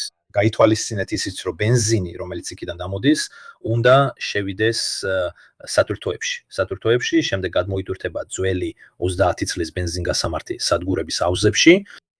ამიტომ მას აქვს ძალიან მოკლე სიცოცხლის ციკლი. ეს განსაკუთრებული დანადგარები აწარმოებენ საუკეთესო ბენზინს, ანუ ავია ბენზინს, არასასოფლო სამეურნეო ბენზინს, ან დიზელს, ან მსგავს საწვავებს.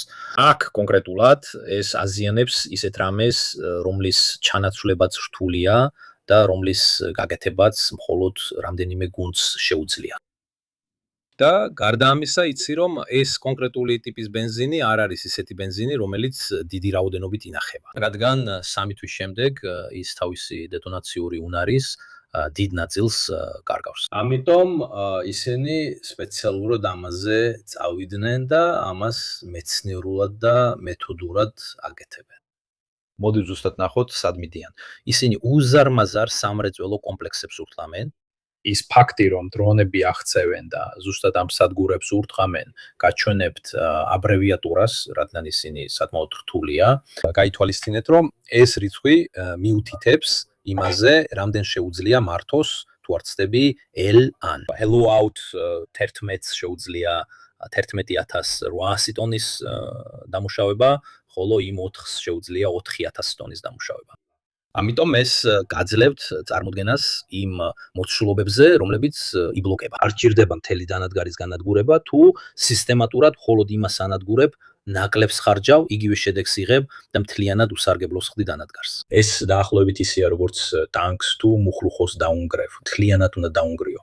ის მაინც იქ დარჩება, შეიძლება ბუნკერად გამოიფენო, მაგრამ სხვა არაფერს გააკეთებს. ეს ძალიან ჭკვიანური მეთოდია რესურსების დასაზოგად, მაგრამ ეს ყველაფერი დანარჩენია. ეს შესაძლებელია Starlink-ის, ხელოვნური ინტელექტისა და იმ სადაზვერო მხარდაჭერის წყალობით, რომელიც მათთვის ხელმისაწვდომია. და ეს არის პრობლემა, რომელსაც რუსები ვერ გადალახავენ. ეს არ არის ის, რომ უცებ მოამზადო ხალხი, რისთვისაც წლები და წლებია საჭირო. ინჟინერია, რომ შეძლო მოწესრიგება ამას გარდა. ამ ნაწილებისთვის კომპონენტების წარმოება უკიდურესად რთულია და ძალიან ბევრია. რაც მე მოვისმინე, წარმოებასაც კი იტალიელი მომწოდებლები ახორციელებდნენ, რომ წარმოდგენა შეგექმნას. და ეს არ არის ისეთი რამ, რომ თქვა, ვიყიდი ჩინურ ნაწილს, ვერ დააყენებ ამ რაღაცას ესე. ერთი ნაწილი აქედან, ერთი ნაწილი იქიდან. ეს იგივეა, რაც სადო ერთ მანქანაზე ერთი ტიპის სენსორის დათენება და იქვე სხვა ტიპის სენსორისაც. არა, ეს ყველაფერი ერთი და იმავე ტიპის უნდა იყოს. რადგან ისინი არიან ეს უზარმაზარი ცნევებია, სარქველებს სენსორები აქვთ, თელი სისტემა ცნევაზე უნდა იყოს. და ყველაფერი ჩინურია, ან ყველაფერი დასავლური, ფრანგენშტაინს ვერ დააკეთებ, ან ყველაფერი რუსულია. და საინტერესოა ეს სტრატეგია, რადგან ისინი მართლა დეტალურად შეისწავლეს, რომ შეძლებოდათ მისი გამოყენება. დღეს ითვლება, რომ რუსებმა 4.8 მილიონი ბარელიდან 2.8 მილიონამდე დაიყვანეს. და აქ ჯერ კიდევ არ იყო გათვალისწინებული ომსზე თავდასხმა. ორი მნიშვნელოვანი საკითხი მინდა გითხო. ერთი, ზიანის თვალსაზრისით, ეს საკმაოდ განმეორებადია, ეხლა უკვე კარგად გამოსდით. უკრაინის შესაძლებლობა ჩაატაროს კამპანია, რომელიც ნამდვილად მიაღწევს სასურველ ზეწოლას. რადგან მე შევნიშნე, მე ამაზე ტელეფონითაც ვილაპარაკეთ, რომ უეცრად უკრაინელები დაახლოებით 5500 დრონიდან 11500-მდე ავიდნენ. ასე რომ ეს არ არის ორდანოვის ზრდა როგორც ჩანს. დინამიკა არა როგორც რუსული, ასევე უკრაინული. სხვადასხვა ეჭვები მქონდა. და მერე ზელენსკიმ ნელ-ნელა შეიძლება ითქვას, რომ ეს ეჭვები ცოტა გამიქრო. ერთი იყო ზელენსკის წინადადება პუტინს, მაშინვე რომ ჩვენ შევწყვეთ, თქვენც შეწყვიტეთ და მეორე იყო 40 დღის გამოცხადება. ეს ნიშნავს, რომ მათ არ აქვთ ამის ხანგრძლივად დაკეთების შესაძლებლობა, მაგრამ სპეციალურად შექმნეს მარაგი ამის შესახებ ყოველ შემთხვევაში ასე მეუბნებიან მონაცემები, არ ვიცი, შენ სხვა ხედვა გაქვს ამ საკითხზე. სამიზნეების შერჩევის კამპანია ეტაპობრივად იმართება. ყოველ ჯერზე ყურადღება სხვადასხვა სამიზნე კატეგორიაზე מחვილდება. ეხლა ცხადია, ყურადღების ცენტრში არის ნავთობგადამამუშავებელი ქარხნები და ნავთობტანკერები. ამიტომ ზოგადად საწვავის და კონკრეტულად ბენზინის ხელმისაწვდომობა და ეს ეტაპი ცხაბია ჩანს, რომ დაგეგმილია 40 დღეზე და ნამდვილად გაკეთებულია შეტევის საშუალებების მარაგი. ისეთი, რომ შესაძლებელი იყოს 40 დღიანი კამპანიის ჩატარება ამ კატეგორიის სამიზნეების წინააღმდეგ, ითვლება, რომ 40 დღეში ისინი შემცირდებიან სასურველ დონემდე. გეგმის მიხედვით. ცხადია, უკვე არსებობს დაგეგმა შემდეგი ეტაპისთვის. ვისთვისაც შეიქმნება ვექტორების განსხვავებული საცავი. სხვა ტიპის სხვა ვექტორების პაკეტი, რათა დააზიანოს რაღაც განსხვავებული, მაგრამ დაკავშირებული. რადგან ეს არის სტრატეგიული კამპანია, რომლის მიზანია შეამციროს რუსეთის სტრატეგიული შესაძლებლობები უკრაინაში სახმელეთო კამპანიის ჩატარებისა და უკრაინაში განლაგებული დიდი არმიის მხარდაჭერისთვის. ეს ალბათ მაინც იქნება დამატებითი კამპანია, რომელიც მიმართულია არმიის ოპერატიული ლოგისტიკის დაზიანებაზე. და აქ შეგვიძლია თავისუფლად ვიმოქმედოთ აგენტთან ერთად. არა, აქ ეს სულ რამდენიმე საათის წინ მოხდა. პლეილისტები, სადაც ნაჩვენებია ლანსეტის ტიპის დრონების გამოყენება პატარა ნავების წინააღმდეგ და ასე შემდეგ. პატარა მასშტაბის სათმეებია. იმაშია საქმე, რომ შევნიშნეთ. სხვადასხვა კამპანიები, რომლებიც ტარდება ძალიან განსხვავებული ტიპის დრონებით. ფლამინგოები ძალიან იშვიათად გამოიყენება, უფრო ხშირად გამოიყენება FPV, FP1 ნახეთ პირველი დრონები, რეალურად ესენი იქნებოდა ცოტა უხეში რეაქტიული საკრუიზო რაკეტები. დრონები, რომლებიც გამოიყენება საშუალო მანძილზე, ზაპორიჟიაში, ყირიმში, სხვა ტიპისა. ბოლო დროს გამოჩნდა ლანსეტები, რომლებიც გამოიყენება როგორც პირდაპირ შეტევაში ვხედავთ. პატარა ნავები ჩანს, რომ ეს დარჩა. რადგან ტანკერები აღარ მოდროობენ, შეტევაზე გადადიან, ასე რომ თითოეულ სამიზნეზე გამოიყენება ერთი დრონი. ზუსტი. და ეს ძალიან საინტერესოა, რადგან აშკარად ვერ შეძლებ განზოგადებას. გენერალიზაცია იმაზე, რამდენი აქვთ მარაგში, მე ეს გავაკეთე და ვამბობ mea culpa, 11500-ია, მაგრამ შიგნით ყველაფერი იყო. ვერ გაიგებ, რამდენი აქვთ ერთი ტიპის კამპანიისთვის და რამდენი აქვთ მეორისთვის. უბრალოდ დრონების საერთო რაოდენობა ორჯერ აღემატებოდა ნორმას. საინტერესოა ასევე ის, რა ტიპის სამიზნეებს მიაღწიეს. შემდეგ გეტყვით ამ დოკუმენტში ნავთობ გადამამუშავებელი ქარხნები და ყველა სამიზნე, მათ შორის ინდუსტრიული ობიექტები. რატომ არ დაართლეს მხოლოდ ამას გარკვეულწილად? ასევე ვნახე ცდელობა დაერთხათ როგორც რუსეთის კოსმოსური ცენტრისთვის, ასევე რუსული საწარმოებისთვის, რომლებიც ისკანდერისთვის ნაწილებს აწარმოებენ. ანუ გარკვეულწილად შეამცირონ რუსეთის შესაძლებლობა მომავალში უპასუხოს. უკრაინასთან დაკავშირებით ეს გუშინდელი ამბავი არ არის, რომ მათ თითქმის ამოწურეს ჩამჭერები უკრაინაში. ამიტომაც რუსეთის პასუხი იქნება უკიდურესად პრობლემური. კიდევ ერთი რამ, რაც მე ვივარაუდე და მინდოდა მეთქვა, თუ თანახმახარ, თუ ზელენსკი ახლა ესე ვთქვათ ესკალაციას და პირისპირებას რუსეთის პასუხის გამოწვევას ცდილობს, იმ პერიოდში, როცა ზაფხულია. და რა თქმა უნდა, ზარალი იგივე იქნებოდა, როგორც ახლა ან იანვარში. ესე რომ ახლა უფრო მომგებიანია. აბსოლუტურად. რადგან როგორც ადრე ვამბობდით, რუსების თავარი პრობლემა ისაა, რომ ეს სამი შესაძლებლობა დააზვერვის, სიზუსტის, სამიზნის დროში და სივრცეში ლოკალიზაციის და აბსოლუტური სიზუსტით დათმის უნარი რუსებს. ეს სამი შესაძლებლობა არ აქვთ და არც აქვთ. არა იმიტომ, რომ ისინი ცუდები ან ბოროტები არიან, არამედ იმიტომ, რომ მათ არ აქვთ ცდომა GPS-სა და გალილეოზე, რომლებიც ორი სისტემაა ტერიტორიის გასაზომად. დასავლეთის მიერ კონტროლირებადი ამერიკული GPS, ევროპული გალილეო, მათ აქვთ GLONASS. და GLONASS უსარგებლოა. არა იმიტომ, რომ რუსები ცუდები და ბოროტები არიან, არამედ უბრალოდ იმიტომ, რომ რუსებს შედარებით ცოტა თანამგზავრი აქვთ, რომლებიც ამ სისტემას უჭერენ მხარს და მათ ასევე დაკარგეს ახალი თანამგზავრების გაშვების შედის შესაძლებლობა. ამიტომ იმ მომენტში, როდესაც რუსებს არ შეუძლიათ ზუსტად გამოთვალონ, ჯერ იპოვონ და შემდეგ ზუსტად გამოთვალონ სამიზნის მდებარეობა დროში და სივრცეში. და ბოლოს შესაძლებლობა გაუშვა რაკეტა. სწორედ იმ წერტილზე რუსებმა უნდა დაარტყან მნიშვნელოვნად უფრო დიდი სამიზნეები, რომლებიც არ ეძებენ დნპ-ებს, არამედ უფრო მეტნაკლებად ან ნაკლებად უთხრამენ სამიზნეებს. და ეს სამიზნე უნდა იყოს ომის დაწყებამდე ცნობილი პოზიცია. რადგან ვეღარ შეუძლიათ მისი პოვნა.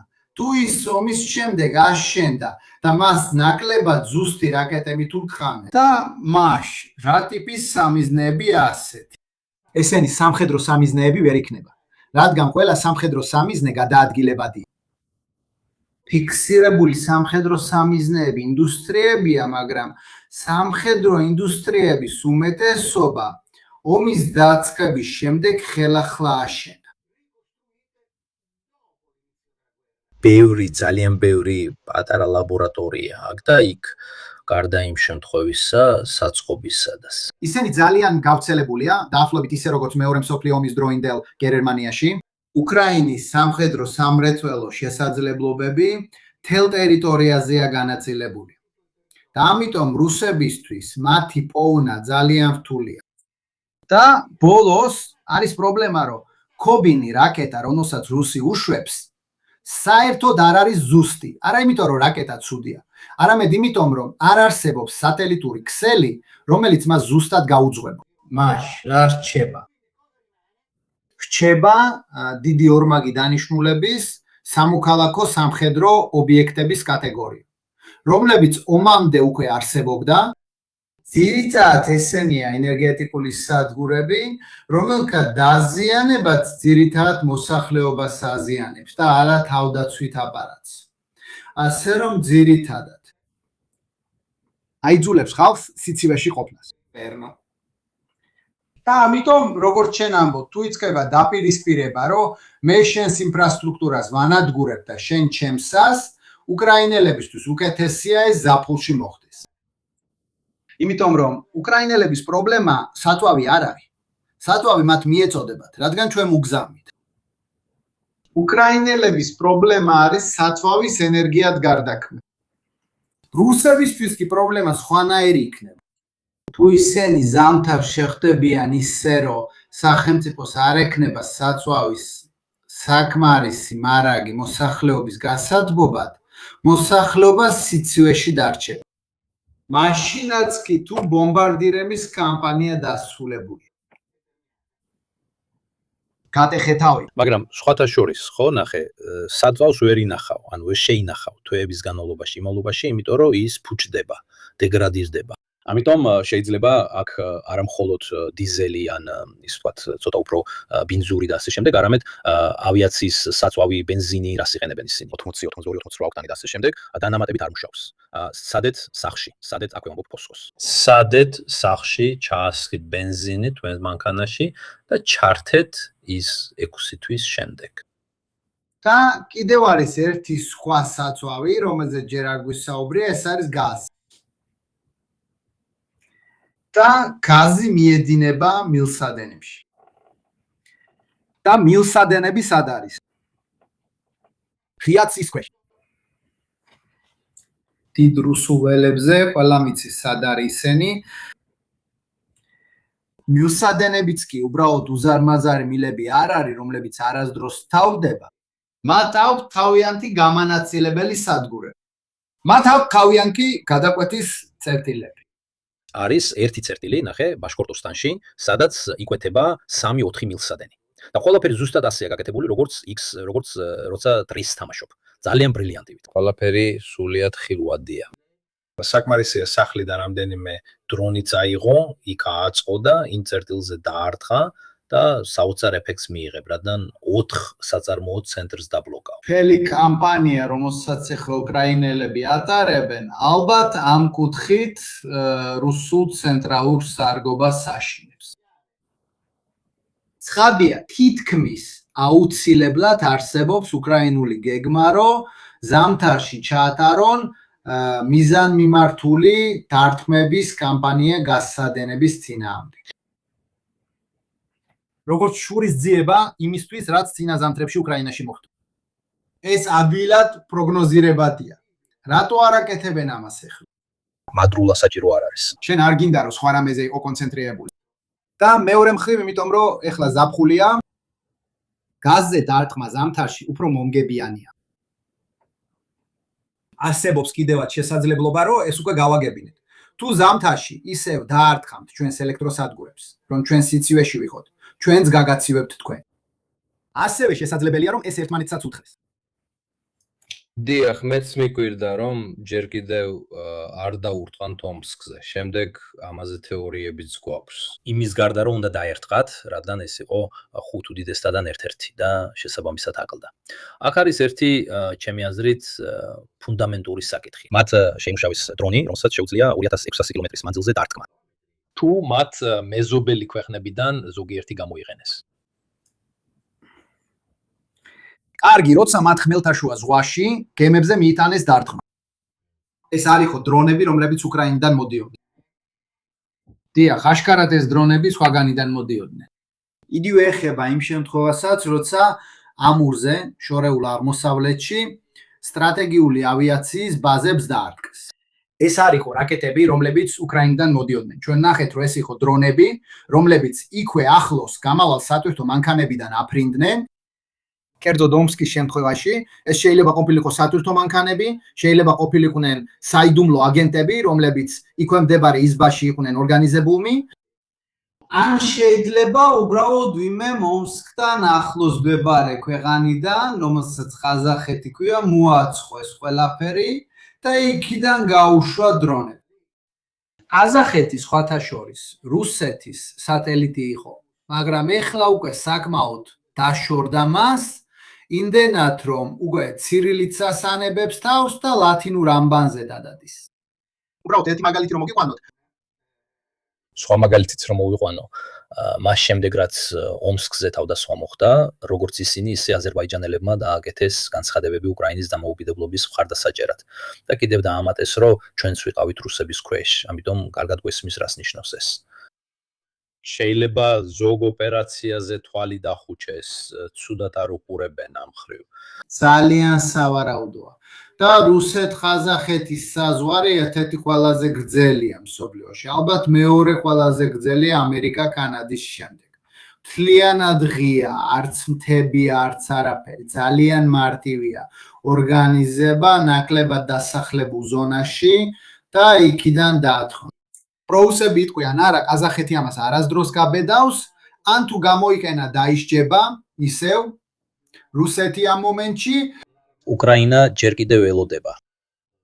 მას არ აქვს შესაძლებლობა, რომ სხვას დაარტყას. ვერ აგვარებს უკრაინასთან საქმეს, მით უმეტეს, რომ შეძლებს ესეთი ფართო ფრონტის გახსნას, როგორიცაა ყაზახეთთან.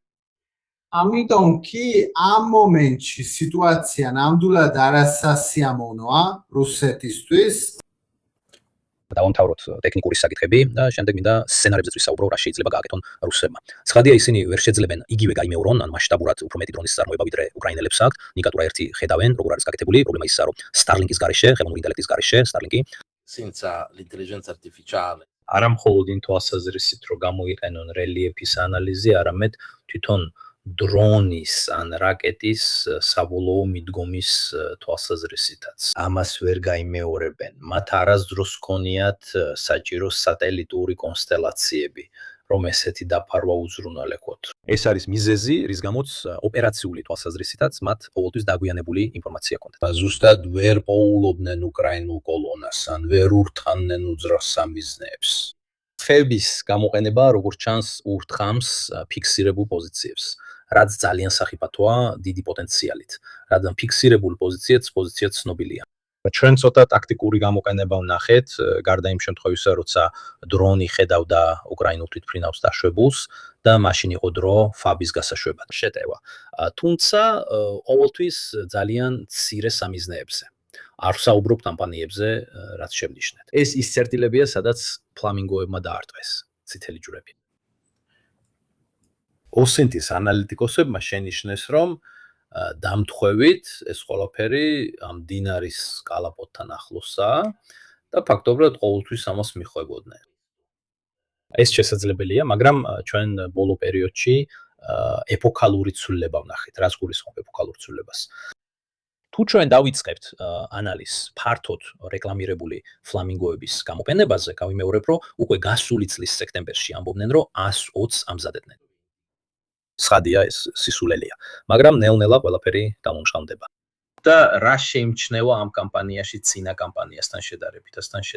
როგორც დრონების გამოყენებაში, ანუ კონკრეტული წერტილების დარტმის სპეციფიკაში, ასევე გემებსა და ნავთობ გადამამუშავებელ ქარხნებში. ეს შეიმჩნევა ფლამინგოებშიც. წითლად შეგიძლიათ ნახოთ ყველა ის, რომელიც წინა თავდასხმებში ჩამოაგდეს. და შეიძლება შეამჩნიოთ, რომ ბოლო შეტევაში 5-დან 3, რაც თითქმის უკეთესია ვიდრე ყველა დანარჩენი, გაშვების წარმატება ერთად ეხლა უცებ ხო არ დაგიმართლა.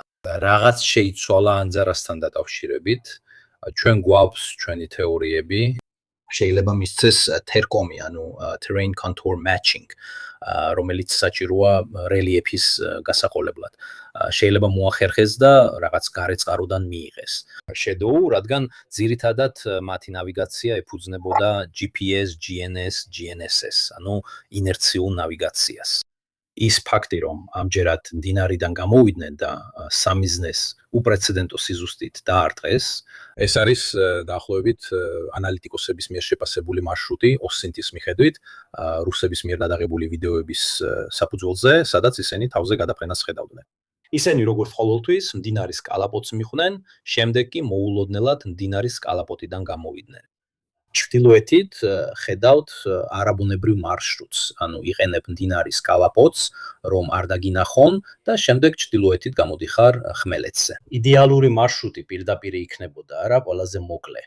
და სწორედ ეს გადაადგილება იყო შესამჩნევი. ეს გადაადგილება შევნიშნეთ მაშინაც, როცა მოსკოვის ვიდეოებს ვაანალიზებდით. უკრაინული დრონები შენობებს შორის დაფრინავდნენ. შენობებს შორის გადაადგილება ნიშნავს, რომ გაქვს მოსკოვის ურბანული ტერიტორიის სამდანზომილებიანი გეგმა. ეს ტექნოლოგიური სიზუსტის წინსვლა უდავოდ ანთროპიკთან და პალანტივთან თანამშრომლობისა და დასავლური დათმობების შედეგია. რომ წარმოგიდგინოთ 3 ფლამინგო, რომლებიც გადაფრინდნენ, შემთხვევით არ მოხვედრილან, არამედ ზუსტად 3 საწყობს დაარტყეს, 1, 2 და 3, ზუსტად იქ, სადაც სურდათ. ამიტომ ეს აღარ არის რაღაცა, რაც დაახლოებით მიდის მიზანთან, არამედ ზუსტად იქ ხვდება, სადაც უნდა. დაახლოებით როგორც ფეხბურთში რჩი. მაგრამ მე კიდევ ერთ რამეს დავამატებდი. ნამდვილად არსებობს ტექნოლოგიური გაუმჯობესება უკრაინის მხრიდან, რაც გამოცვლეულია როგორც დასავლეთის ცვლილით, ასევე თავად უკრაინელების გამომგონებლობით. მაგრამ არის კიდევ ერთი საკითხი, რომელიც უკავშირდება იმას, რასაც ადრე ვამბობდით. რუსეთის საერო თავდაცვის შესაძლებლობა მუდმივად იშლება. და შესაბამისად, რაც უფრო მეტად მიიზიდება ფირიმისკენ, მით უფრო იშლება რუსეთის დანარჩენ ტერიტორიაზე. ამიტომ ეს არ არის მხოლოდ უკრაინელების მხრიდან ფიზიკური განადგურების საკითხი, არამედ ასევე რუსეთის მხრიდან ტერიტორიის დაცვისთვის მცირე რესურსების მართვის საკითხიცა. იმ მომენტში, როცა ტერიტორიის საჰაერო თავდაცვის შესაძლებლობები მცირდება, რატომ კონცენტრირდებიან ყირიმსა და მოსკოვის რეგიონზე? ავტომატურად უფრო მარტივი ხდება, სულ უფრო დახვეწილი სისტემებით სირმეში მდებარე სამიზნეების დაზიანება, რომლებიც მთელ ტერიტორიაზეა განთავსებული. და დავამატებ, რომ ეს ეხება ფრონტის ხაზსაც, რადგან საერო თავდაცვის რესურსები იქიდანაც გამოაქვს. და რა ხდება იმ მომენტში, როდესაც ფრონტის გასწვრივ საჰაერო თავდაცვის შესაძლებლობები მცირდება. მოხდება ის, რომ უკრაინული საერო შესაძლებლობები უფრო წინ შეიძლება გადმოინაცვლოს და ეს ამცირებს რუსეთის შესაძლებლობას განახორციელოს შეტევები ბომბებით. რაც თავის მხრივ უპირატესობას აძლევს ვის? ცნობილ Quaid Jars. ამიტომ საბოლოოდ მხარდაჭერის ძალების მთელი კამპანია უპირატესობას ანიჭებს მანევრირების დანაყოფებს. ადგილზე სინამდვილეში ჩვენ შევნიშნეთ, რომ მირაჟის სხვადასხვა ვარიანტები იწყებდნენ დამოჩენას, პლანირებადი ბომბებით, უკრაინელები პლანირებად ბომბებს აჩვენებდნენ, იყო პირველი დაბომბები პლანირებადი ბომბებით, ესე რომ შემთხვევები, როცა ორი ან რამდენიმე იყო, იმდენად რომ შესაძლებელი გახდა გლაიდერებით დაბომბვის კამპანიის ჩატარება. შეიძლება სპიდბერნზე არა, აი სწორედ ის ხერსონის ზონა, სადაც გამოყავს თავი ეს 300-ის და ეს 400-ის მოქმედების არედან. ან შეგიძლია დაიწყო გრძელდისტანციური რაკეტების გამოყენება, რომლებიც რუსების მოქმედებებს ხელს უშლიან. უნდა ითქვას, რომ რუსებს მაინც აქვთ რაკეტები, რომლებიც შეუძლიათ მიაღწიონ 120, 140 და ასევე 180 კილომეტრს. ამიტომ არ ვიცი, რამდენად ეფექტური იქნება ეს და ნახავთ, რომ უკრაინელებმა უკვე სცადეს რაღაცის გაკეთება ამ მიმართულებით. და მათ დაკარგეს 2-ოდე მიგი, რომლებიც დაეშვნენ. ასე რომ ალბათ ცდელობა და მოქმედება ჯერ კიდევ ცოტა ნაადრევი იყო, ზოგიერთი მიდი ალბათ უფრო მსხვერპლად შესაძირავია. ეს არის ცნობილი შეტევა ფლამინგოთი, რომელიც რუსებმა გადაიღეს და რომელიც მდინარის კალაპოტიდან იყო გამოშვილი. და შემდეგ უნდა აღინიშნოს სიზუსტე დარტყმისას. ზუსტად ეს იყო პირველი 3-დან მალე მეორეიც მოვა. ამიტომ ჩემი აზრით უკრაინელებმა ტესტი ჩაატარეს, წინასწარი ტესტებიც იყო, შემდეგ კი რუსებმა შეძლეს ამ MiG-29 თვითმფრინავების აღმოჩენა და მათზე დარტყმა. ამიტომ ჩემი აზრით ნელ-ნელა გამოვლინდება მოქმედების აქტივობა. უკრაინის საჰაერო ძალები, რომელიც მხოლოდ პასიური არ იქნება, ანუ მხოლოდ საჰაერო თავდაცვის დამხმარე ფუნქციას არ შეასრულებს, ალბათ დაიწყებენ რაღაცის გაკეთებას ამ მიმართულებით. შენი აზრი კი მოქმედებებზე ის თუმცა მე რამდენიმე დღის წინ პირდაპირ ეთერი გავაკეთე და წინასწარ თქვი ეს. ხოლო მეორე დღეს მოხდა დესანტირება რამდენიმე ნავით, რამდენიმე რობოტით და ასე შემდეგ. მაგრამ NASA firms-მა უკვე ჩემ პირდაპირ ეთერამდე 3 დღით ადრე აჩვენა დიდი აქტივობა, რომელიც გამოწვეული იყო დრონებით ან უკრაინული დაბომბებით ამ რეგიონში. გონია რომ მოქმედების კიდევ ერთი ფენა იქნება უკრაინელების მიერ ჩატარებული შემაფერხებელი ქმედებები მცირე დესანტებით. მაგრამ ეს მაინც იმაზე მიუთითებს, რომ რეგიონი, როგორც ყირიმი, ასევე ხევსონის ზონა, რომელიც ყირიმსა და ფრონტს შორისაა, წარმოადგენენ განადგურების ზონებს. ეს არ არის ზონები, რომლებიც უკრაინელებს მოკლევადაში შეუძლიათ გაათავისუფლონ. ეს არის ზონები, საიდანაც რუსებს პოლიტიკური მიზეზების გამო არ შეუძლიათ უკან დაიხიონ. ამიტომ ეს არის ზონები, სადაც უკრაინელებს შეუძლიათ თავისუფლად და თითქმის შეუფერხებლად დაარტყან. რუსულ ძალებს დანაკარგები მიაყენონ და დაბალი დანახარჯით გააგრძელონ მათი გამოფიტვა. რაც შეიძლება დიდხანს აგრძელებენ მოქმედებას, რადგან რაც უფრო დიდხანს გაგრძელდება გამოფიტვითი ზეწოლა ყირიმში და ყირიმის მიმდებარე ზონებში, რაც უფრო დიდხანს დაიცლებიან რუსები ძალებისგან, ისე რომ ეს დიდად არ დაუჯდებათ უკრაინელებს. უკრაინელებისგან არ ველოდები შემოჭრის ან შთამბეჭდავ იერიშის მოქმედებებს, რომლებიც ტერიტორიის გათავისუფლებას გამოიწვევს. მომდევნო 6 თვის განმავლობაში არა? კერინგის დამოსtildeების გათვალისწინებითაც კი მე ამას არ გავიმეორებდი. აი რატომაც ეს არ არის შესაფერისი ტერიტორია. დაუშვათ, რომ მოულოდნელი საზღვაო ოპერაციით უკრაინელებმა ყირიმი გაათავისუფლეს. და მერე რას აკეთებენ? მათ უნდა დაიცვან იგი და აღმოჩნდებიან იმავე მდგომარეობაში, რომელშიც დღეს რუსები არიან. უარესი, რადგან მათ არც კი ყავთ გემების ფლოტი. უარესი, რადგან მათ არც კი აქვთ ქერჩის ხიდი. ამიტომ საერთოდ არ აქვს აზრი, ყირიმი დაბრუნდება მაშინ, როცა რუსები მას მიატოვებენ. ისინი შიმშილით ფაქტობრივად დაიხოცებიან. იდეაც ეს არის, არა. ზუსტად გაჭირვებით. და სწორედ ამიტომ კერჩის ხიდი არ ნადგურდება. რადგან სტრატეგიულ დონეზე უკრაინელებს აწყობთ, რომ რუსებს შეეძლოთ ყირიმიდან წასვლა. ეს არის ცნობილი ოქროს ხიდი მტრისთვის, რომელიც გარბის ისინი ორგანიზდებიან, რადგან აღარ სურთ გაქცევა. პირადად მე ვფიქრობ, რომ არსებობს დასავლური წითელი ხაზი, რომ არ მიიყვანოს საქმე უკიდურესობამდე ხიდზე. ან იქნებ ტექნიკური შეზღუდვებიც არის. პატიოსნად რო თქვა, არც კი მგონია რომ Storm Shadows შეეძლოს ამის გაკეთება. ბოძები მართლაც უზარმაზარია. მერე ვინ იცის. თუმცა ამ მომენტში ეს ნამდვილად შეგნებული არჩევანია, რომ დატოვონ ღია, რათა ხალხმა შეძლოს გასვლა. მით უმეტეს რომ ეს ბოლო დარჩენილი ალტერნატივა. სხვა ყველა ხიდთან პრობლემა არ აქვთ და მოდიან და შემდეგ მათ უთხრამენ. მე სხვა რამეზე ვფიქრობდი კინბურნისკოსაზე.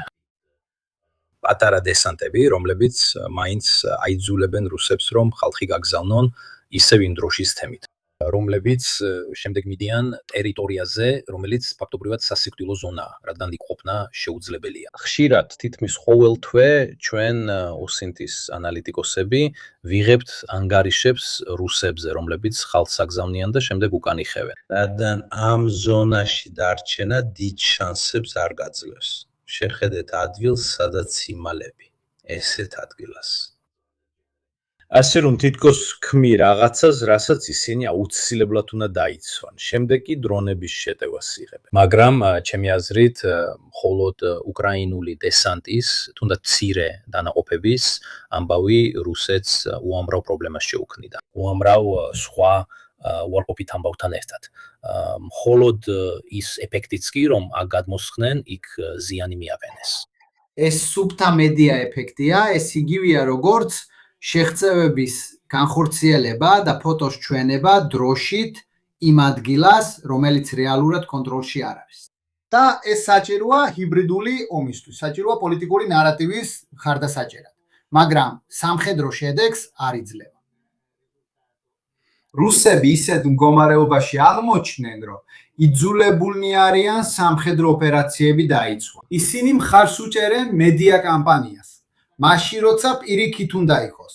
მედია კამპანიამ უნდა დაუჭიროს მხარი სამხედრო მანევრს, ხოლო რუსებისთვის პირიქითა სამხედრო მანევრი უნდა უჭერდეს მხარს მედია კამპანიას. და აქ ისე უბრუნდები კი მძელ საუბარს, რომ რუსეთს არ შეუძლია მოიპოვოს გამარჯვება ბრძოლის ველზე. ერთადერთი რაც შეიძლება მიიღონ, არის ის, რომ ევროპული მხარდაჭერა უკრაინის მიმართ შეწყდეს. ამისთვის საჭიროა ჰიბრიდული კამპანიის დაწყება ჩვენს წინააღმდეგ, ევროპული მოსახლეობის წინააღმდეგ. და დაარწმუნონ ისინი, რომ უკრაინა ვერ გადარჩება. და ამიტომ უკრაინის დახმარება ჩვენი რესურსების ფუჭი ხარჯვა. არა, მაგრამ ფოთლებია, გიორგი, ფოთლები ძალიან მნიშვნელოვანია, მეუბნებიან რუსული შეტევებისთვის.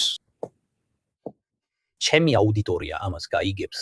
ვიღაც ამბობს, ეხლა როცა ფოთლები გამოვიდა, საათ შევხედე, ივლისში ამოდის ფოთლები. ანუ მინდა ვთქვა, მაგრამ უკრაინაში გაზაფხული ზუსტად ისეთია, როგორც ჩვენთან.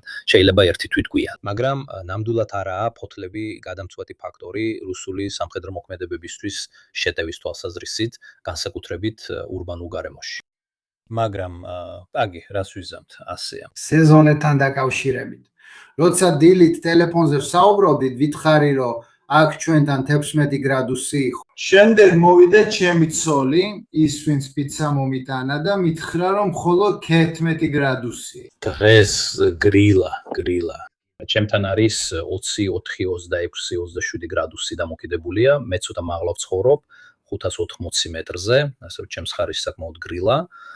მაგრამ დამიჯერეთ 10 წელიწადში ამ არჩევანებზე ისევ ვილაპარაკეთ. ბოლო კითხვა. რუსები ხვდებიან, ხო იცი, მე ძალიან ვადევნებ თვალს სამხედროებს, რუსებზე დაწერილ ბლოგებს, როგორც ნახევრად გიჟებს, ასევე უფრო სერიოზულებსაც.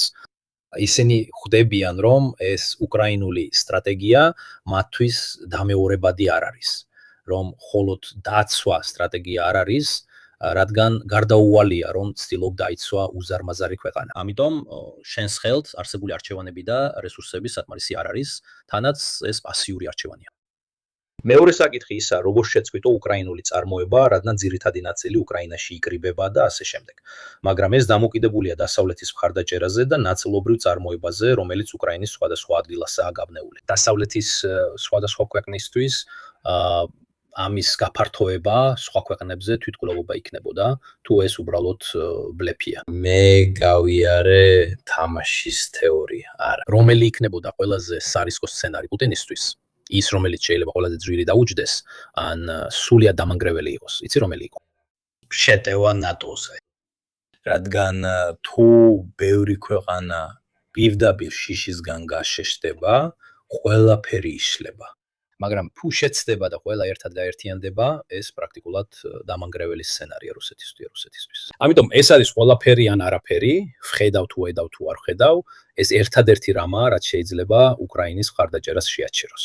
არსებობს შიდა დამხეთქილება, ეს არის დეესკალაციისთვის, ესკალაცია მაქსიმალური რისკით, მაქსიმალური განადგურებით ან მაქსიმალური დანებებით სიტუაციიდან გამომდინარე. თუ ისეთი ქვეყნები როგორიცაა იტალია იტყვიან არა, პირდაპირ ომში არ ჩავერთვებით, ჩემი თეორია რომ ესეთი ტიპის განხეთქილება არ მოხდება. დარწმუნებული ვარ, იქნებოდნენ ქვეყნები, რომლებიც ჩემი აზრით იტალიის მსგავსად გამოეთიშებოდნენ, მაგრამ ჩემი აზრით იქნებოდნენ ისეთებიც, რომლებიც ამ შესაძლებლობას გამოიყენებდნენ. მაგალითად, პოლონეთი, ბალტიის, სპირეთის ქვეყნები, ჩრდილოეთის ქვეყნები და ასე შემდეგ. ამ შემთხვევაში შეიძლება ნაკლები ქვეყანა იყოს ჩართული, მაგრამ ისინი სრულად იქნებიან ჩართულნი და არა მხოლოდ სიმბოლურად.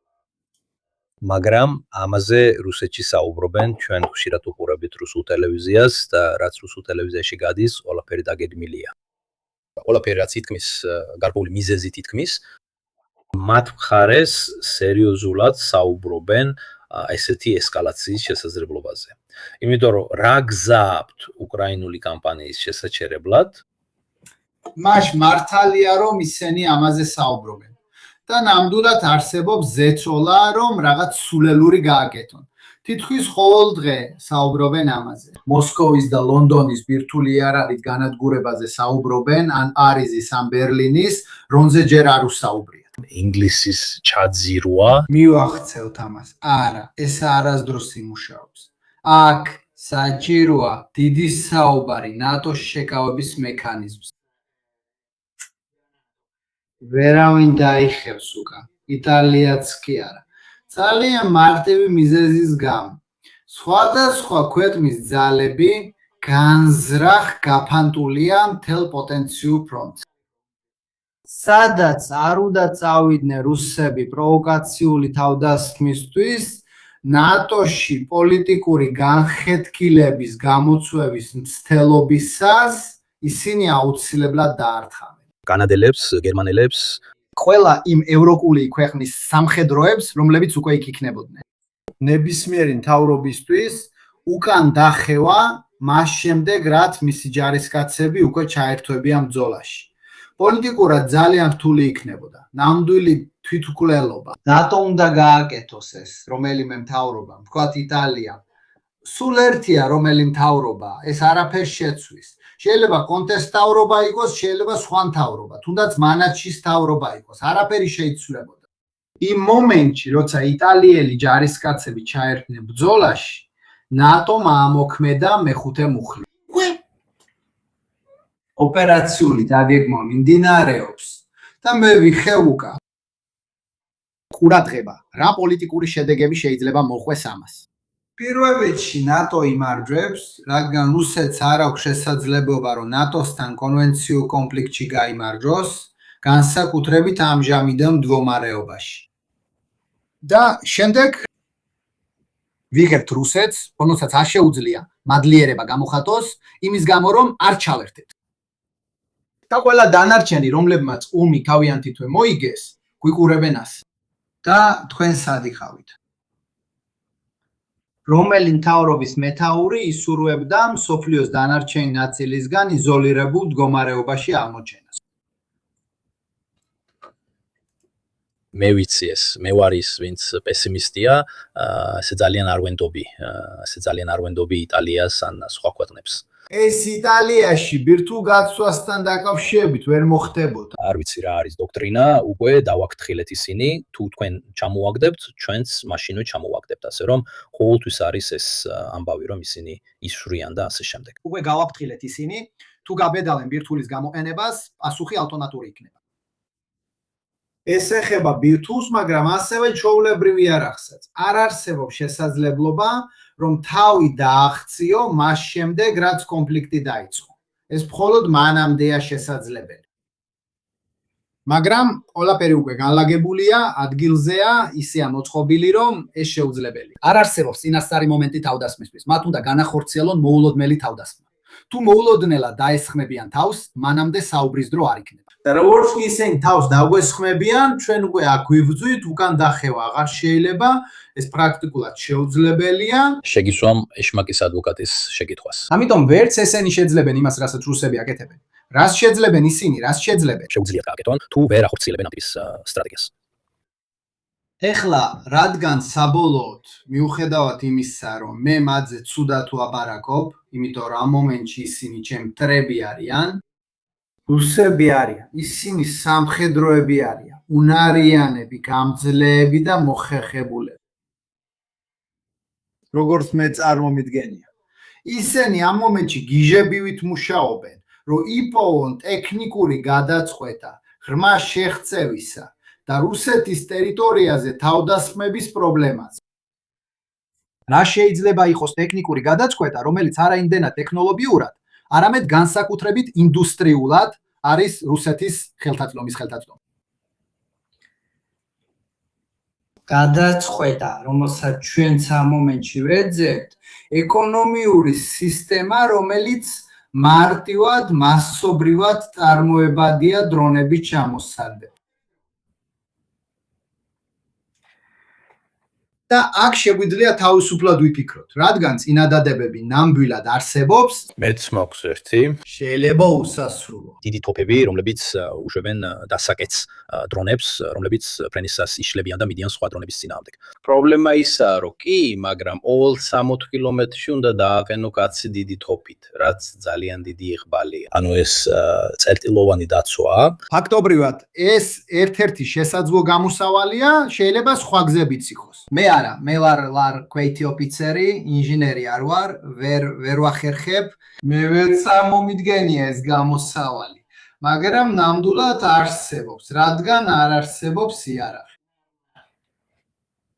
რომის წინააღმდეგაც არ არსებობს ფარი. და პრობლემა უბრალოდ ფარის პოვნაა.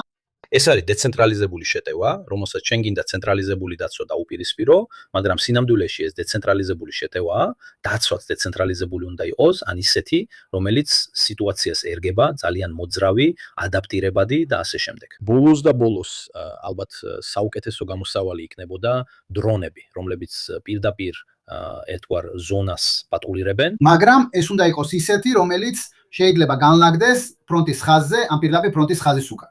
იმიტომ რომ ეს არის ერთადერთი გზა. რადგან ყველაფერი, რასაც უკრაინელები ესვრიან რუსეთს, უნდა გადაუფრინოს ფრონტს და რუსებმა უნდა იპოვონ რაღაც, რაც მათ საშუალებას მისცემს პირდაპირ ფრონტის უკან იმოქმედონ. ჩაიჭირონ ყველაფერი, პატარა და მსუბუქი, რასაც უკრაინელები ფრონტის თავზე რუსული ტერიტორიისკენ აგზავნიან. და ეს შეიძლება იყოს ახალი და ინოვაციური მსუბუქი საერო თავდაცვის სისტემები. შეიძლება იყვნენ სნაიპერები, შეიძლება იყოს ელექტრონული ჩარევის სისტემები, რომლებიც მე ვერ წარმომიდგენია, დაწმუნებულად ამაზე მუშაობენ და ეს უნდა იყოს ცენტრალიზებული კვლევა, ბევრი პროექტი ვერ იქნება, აუცილებლად ერთი უნდა იყოს, რადგან ეს ისა, რაც რუსებს კარგად გამოსდით. ძალის მოკრება და ეროვნული დონეზე ამ რესურსზე კონცენტრირება, რათა მოხერხდეს მისი მასიურად წარმოება.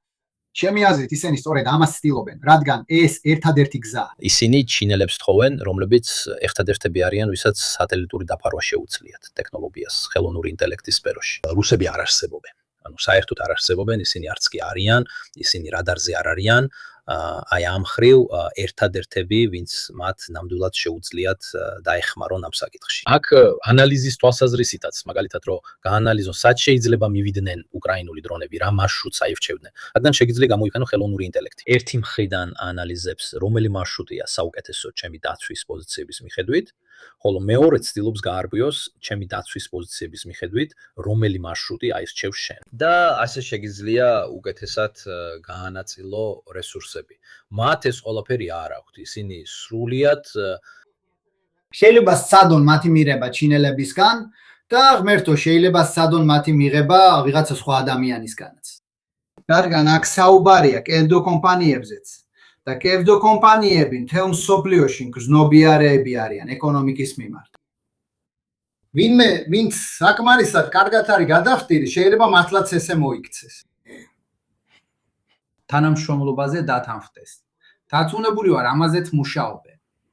მადლობა მაშინ ბოლოს მართლა ცხადია რომ მათ შეუძლიათ დაუხოვნებლივი პასუხის გაცემა და ვიცით მეტნაკლებად რომ უკრაინელებს როგორც არ უნდა იყოს არ შეუძლიათ ამ კამპანიის გრძელვადიანად ჩატარება. მართლა გჯერა რომ სექტემბერში, ოქტომბერში პუტინი მობილიზაციას გამოაცხადებს. იმიტომ რომ მე დიდ გამოსავალს ვერ ვხედავ. თუნდაც მხოლოდ დონბასის აღებაზე რო ვილაპარაკოთ, გულწრფელად რო თქვათ, ის თარიღი რაც თავად დაასახელეს 15 ნოემბერი.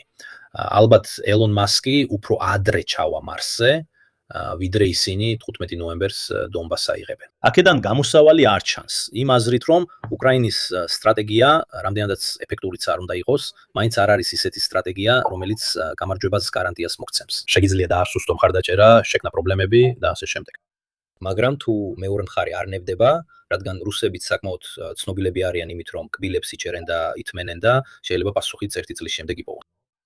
მე არ ხედავ სამხედრო გადაწყვეტას, არ მჯერა რომ ორივე მხარეს აქვს შესაძლებლობა რომ მიაღწიოს თავის მისნებს. თუნდაც ის 500,000 რეკრუტავდეს, ეს არ არის კონფლიქტი, რომელიც სამხედრო მანერით შეიძლება მოიგო, ეს კონფლიქტია, რომელიც შეიძლება მხოლოდ გამოფიტვით მოიგო. იმ მომენტში, როცა ერთ-ერთი მხარის რესურსები ისე ამოიცურება, რომ ვეღარ შეძლებს არსებული მდგომარეობის შენარჩუნებას ადგილზე, იმ მომენტში, როცა ერთ-ერთ არმიას აღარ მიეწოდება საწვავი, აღარ მიეწოდება საბრძოლო მასალა, აღარ მიეწოდება სარეზერვო ძალები, იმ მომენტში უბრალოდ ჯარისკაცები დაეცნებენ სახლში დაბრუნებას. ეს კონფლიქტია. და ეს მოხდა 1917 წელს რუსულ არმიაში. ისინი უბრალოდ წავიდნენ. მე შევნიშნე გიორგი, ხო ასეა. ორივე სტრატეგია, კარგით თუ ცუდით, მიზნად ისახავს ხალხის მხარდაჭერის შემცირებას. რუსები ამას უფრო მოუქნელად აკეთებენ, ანუ აგზავნიან სიცივეში იმ იმედით, რომ ეს გატეხავს უკრაინელების ნებას. რაც შევნიშნე რუსული პასუხის შესახებ, იმიტომ რომ უნდა ითქვას, პუტინმა 4 წლის განმავლობაში მოახერხა რომ რუსებს ომი არ ეგრძნოთ. ეს ჩვენთვის ცოტა ავღანეთის ეფექტი იყო, ხო ასეა? ან ერახი, ომი შორს იყო, არ გვეხებოდა. ბევრი რუსის რეაქცია კრიზისებზე, რომლებიც მაინც მინიმალურია იმასთან შედარებით, რაც უკრაინელებს ემართებოდათ, საკმაოდ ისტერიული იყო. მით უმეტეს რომ ისინი ესეთ რამეს მიჩვეულები არ არიან. მე ვფიქრობ, რომ უკრაინელებს 4 წელიწადი და ნახევარი ჰქონდათ იმისთვის, რომ მიჩვეულიყვნენ სიღარიბესა და შიში ცხოვრებას. მაშინ როცა რუსებს ეს ახლა ემართებათ. მათ არ ქონიათ ადაპტაციის ის პერიოდი. ყველაფერი ერთიანად და მოულოდნელად დაატყდათ თავს. ეს არ არის ეტაპობრივი. ეს არის მოულოდნელი დარტყმა, რომელიც სულაც არ არის გარკვეული, რომ მოსახლეობა ამას გადაიტანს. მით უმეტეს, რომ ეს ძალიან პირადული საკითხია. ის წარმოდგენა, რაც რუსეთს აქვს საკუთარ თავზე, რაც რუსებს აქვს საკუთარ თავზე, იმაზე ვინც მათ მართავს, იმაზე ვისაც ძალაუფლება აქვს, ვამჩნევ, რომ ყველა აკრიტიკებს, მაგრამ არავის აქვს გამბედაობა თავად პუტინზე ისაუბროს. ყოველთვის აკრიტიკებენ, მაგრამ ვისია საერო თავდაცვის ბრალი. რატომ არავინ აგებს პასუხს? და მსგავსი რაღაცები კი ყველანი ირგლივ ვიხედებით და ზემოთ არასდროს ვიხედებით, ეს მეც შემჩნიე ბლოგოსფეროშიც. მაგრამ რუსი ხალხის გამძლეობა გრანიტივით მტკიცეა. იმ გაგებით, რომ მათთვის უფრო ადვილია თვალების დახუჭვა და არ დანახვა. არ მიიღონ ის, რომ ყველაფერი არასწორად გააკეთეს. ამიტომ ისინი სიტყვით ისინი თავს ქვიშაში მალავენ, ამბობენ, რომ ხელმძღვანელს ენდობიან და ელოდებიან. ელოდებიან, სანამ ვინმე უკანალს არ დაუჭროს. გრამიტის გამძლეობა განსაკუთრებულია იმით, რომ გრამიტი ძალიან ძლიერ შეკუმშვებს უძლებს. შემდეგ მოულოდნელად ფეთქდება, ერთიანად იშლება და ეს არის სოციალური კოლაფსის რისკი. რუსეთის სოციალური კოლაფსი, რომელიც გულწრფელად რო ვთქვა, მე მაშინებს. არა იმიტომ, რომ მეშინია ბირთვული ჰოლოკოსტის, არც იმის მეშინია, რომ რუსული ბომბები ტერორისტების ხელში აღმოჩნდება, მე მეშინია შიმშილით შეპყრობილი რუსების ურდოების, რომლებიც ჩვენთან მოაწყდებიან, რადგან შეა. გვექნება ორი ქვეყანა სული კრიზისის მდგომარეობაში, რუსეთი და უკრაინა. ანუ ერთად ეს არის 180 მილიონი ადამიანი. მარტივი სამართავი არ არის, უკვე ვნახეთ რუსეთი 90-იან წლებში. და ჩემი აზრით ამას ბელარუსიც მოხვებოდა, რადგან ეკონომიკურადაც დაკავშირებულია. აბსოლუტურად. ამიტომ მე გულწრფელად ვიმედოვნებ, რომ სანამ რუსი მოსახლეობა გაიღვიძებს და რამე სულელურს გააკეთებს, მანამდე რუსი ოლიგარქები გამოიღვიძებენ. რომ მიხვნე რომ თუ აქ რამეს არ გავაკეთებ, ყველაფერს დავგარდავთ. მე სასახლის გადატრიალების იმედი მაქვს. გმადლობ. ყველაზე მეტად მოსალოდნელია რომ რაღაც შიგნით, შინაგანად მოხდება. გეტყვი ბოლო დროს ყველა ბევრად უფრო თავისუფლად გამოდის და კომენტარს აკეთებს, კრიტიკებიც არის, მაგრამ მე ამას აბსოლუტურ მნიშვნელობას არ ვანიჭებ. სხვა დღეს ერთმა რუსმა ჟურნალისტმა პირდაპირ თქვა, პუტინმა უნდა დადადგეს. ეს წარმოუდგენელია, რამდენიმე თვის წინ რო ეთქვა, ფანჯრიდან გადმოაგდებდნენ. ის სამხედრო ბლოგერებიც კი, რომლებიც სიტუაციებს აანალიზებენ, ამბობენ, არსად მივდივართ. თუნდაც კიდე 9 მილიონი კაცი გვინდოდეს გავიწვიოთ. რადგან ეს არის ციფრი. ლაპარაკობენ, რომ კიდევ ხალხის მობილიზაცია უნდათ. კიდევ რამდენი კაცი გვინდა დავხარჯოთ, რომ 253 სიმაღლე ავიღოთ. რამდენი გვინდა დავხარჯოთ, რომ დონბასი ავიღოთ. და როცა ამას მივახცევთ, კიდევ 9 მილიონი დაჭრილის, დაღუპულის და ასე შემდეგ ფასად რა მოვაგვარეთ. გონიათ, რომ ამას ისინი არ ამბობენ, ეს წინა ლაივებში გაჩვენეთ. ავიღებ კიდე 9 მილიონს დავხარჯავთ. გონიათ რომ უკრაინელები დანებდებიან, რომ დანებდებიან იმიტომ რომ კრამატორსკი და სლოვიანსკი ავიღეთ. ვერ პოულობენ გამოსავალს. თითქმის ისე ჩანს, თითქოს უბრალოდ წინ მივდივართ. იმიტომ რომ ნამდვილი გამოსავალი არ არსებობს და არავის ყოფნის გამბედაობა შეაჩეროს ეს რო ავი რაც ხდება. გლინკოსებს არ შეუძლიათ მისი შეჩერება, მაქსიმუმ შეუძლიათ სასცადონ ბორბალში ჯოხის ჩადება. რუსული მექანიზმი და თავად სითლებიც თითქმის ინერციით მიდიან წინ თითქოს, იმიტომ რომ უკვე ამ ყველაფერში ვარ ჩართული. და არავის არც ერთ მაღალ დონეზე მყოფს არ ყოფნის გამბედაობა თქვას, კარგი ეს იყო შეცდომა, შევჩერდეთ. არანაირი გამოსავალი. სინამდვილეში ამ ეტაპზე შენს კითხვაზე ვპასუხობ, რომ პუტინმა აუცილებლად რაღაც უნდა გააკეთოს. რადგან წინააღმდეგ შემთხვევაში ისეთი შეგრძნება თითქოს მას აღარავს მართვის ბერკეტები ხელში. ამიტომ ის არის ავტოკრატი, მან გამოსავალი უნდა მოიფიქროს. მეშინია რომ ეს იქნება დიდი მობილიზაცია. ერთადერთი რაც მას შეუძლია გააკეთოს, არის ეს ცნობილი მობილიზაცია, რომელიც პრაქტიკაში არც არის, რაც ბევრს არაფერს მოიტანს. რადგან გარდა იმისა, რომ კიდევ უფრო დააკლებს მუშახელს სამრეწველო წარმოებას და შექმნის საცობს არმიის ტერიტორიული მომზადების ორგანიზაციაში, ეს ბევრს არაფერს შეცვის. რადგან ფრონტზე ლოგისტიკურად უზრუნველყოფილი ჯარისკაცების ბის რაოდენობა ეს არის და მეტის გაგზავნა შეგვიძლია. გექნება მეტი სარეზერვო ძალა და თეორიულად შეძლებ კიდევ ერთხელ დაიწყო ადამიანური ტალღებით შეტევა. ადამიანური ტალღები, რომლებიც როგორც ვნახეთ, ეჯახებიან ცნობილ დრონების კედელს. თუ ისინი ვერ იპოვიან გამოსავალს, რომ ფრონტის ხაზზე ბევრი დრონი ჩამოაგდონ, მაშინაც კი თუ 500,000 რეზერვისტი იქნება ხელმისაწვდომი, ეს გამოსავალი არ იქნება. პუტინის პრობლემა იქნება ის, რომ თუ ის მობილიზაციას შემოდგომაზე განახორციელებს, სწორედ მაშინ როცა სიცივე იწყება. და თუ უკრაინელები მოახერხებენ ისე, რომ წელს რუსებს წიოდეთ, ეს შეიძლება იყოს ის მომენტი, როგორც შენ ამბობდი. რუსი, რომელსაც მოულოდნელად უკანალი ეწვევა. მიუხედავად იმისა, რომ თავი ქვიშაში ქონდა ჩარგული, აჯანყდება და რაღაცას გააკეთებს. მადლობა. მადლობა, რაღაც სულელურს. მე ვიტყოდი, დიახ, იმას რასაც ჩვენ ყველანი მაკვირდებით, მაგრამ ასევე ზოგიერთ ნაბიჯსაც, რა. ინტერნეტის ბლოკირება, VPN-ები ეს და სხვა ყველაფერი, ეს ნაბიჯები მაინც მიმართულია მასების აზრის კონტროლზე, თქვათ რომ შეამცირ. კონტროლი, რომელიც აქვთ სამხედროებს, ბლოგერებს და ასე შემდეგ კომუნიკაციაზე ომის საკითხებში. რადგან ისინი უფრო და უფრო კრიტიკულები გახდნენ და ასე შემდეგ. და ყველანი ვამჩნევთ, რომ გარდაულად პესკოვიც სვლის ტერმინოლოგიას ბოლო დროს მან თქვა ეს არის ომი, ეს არ არის სპეციალური ოპერაცია. რაც ასევე არის საზოგადოებრივი აზრის მორგების გზა შემდგომ თქვათ არჩევანებზე და ასე შემდეგ. და ბოლო დროს საუბარია გაფართოებასა და მობილიზაციაზე დაბრუნებაზე. ყველა ამას ელოდება, ესე ვთქვათ, რომ ეს გამოვლინდება. ამიტომაც გასაგებია უკრაინის შეტევის დროის შევრჩევაც.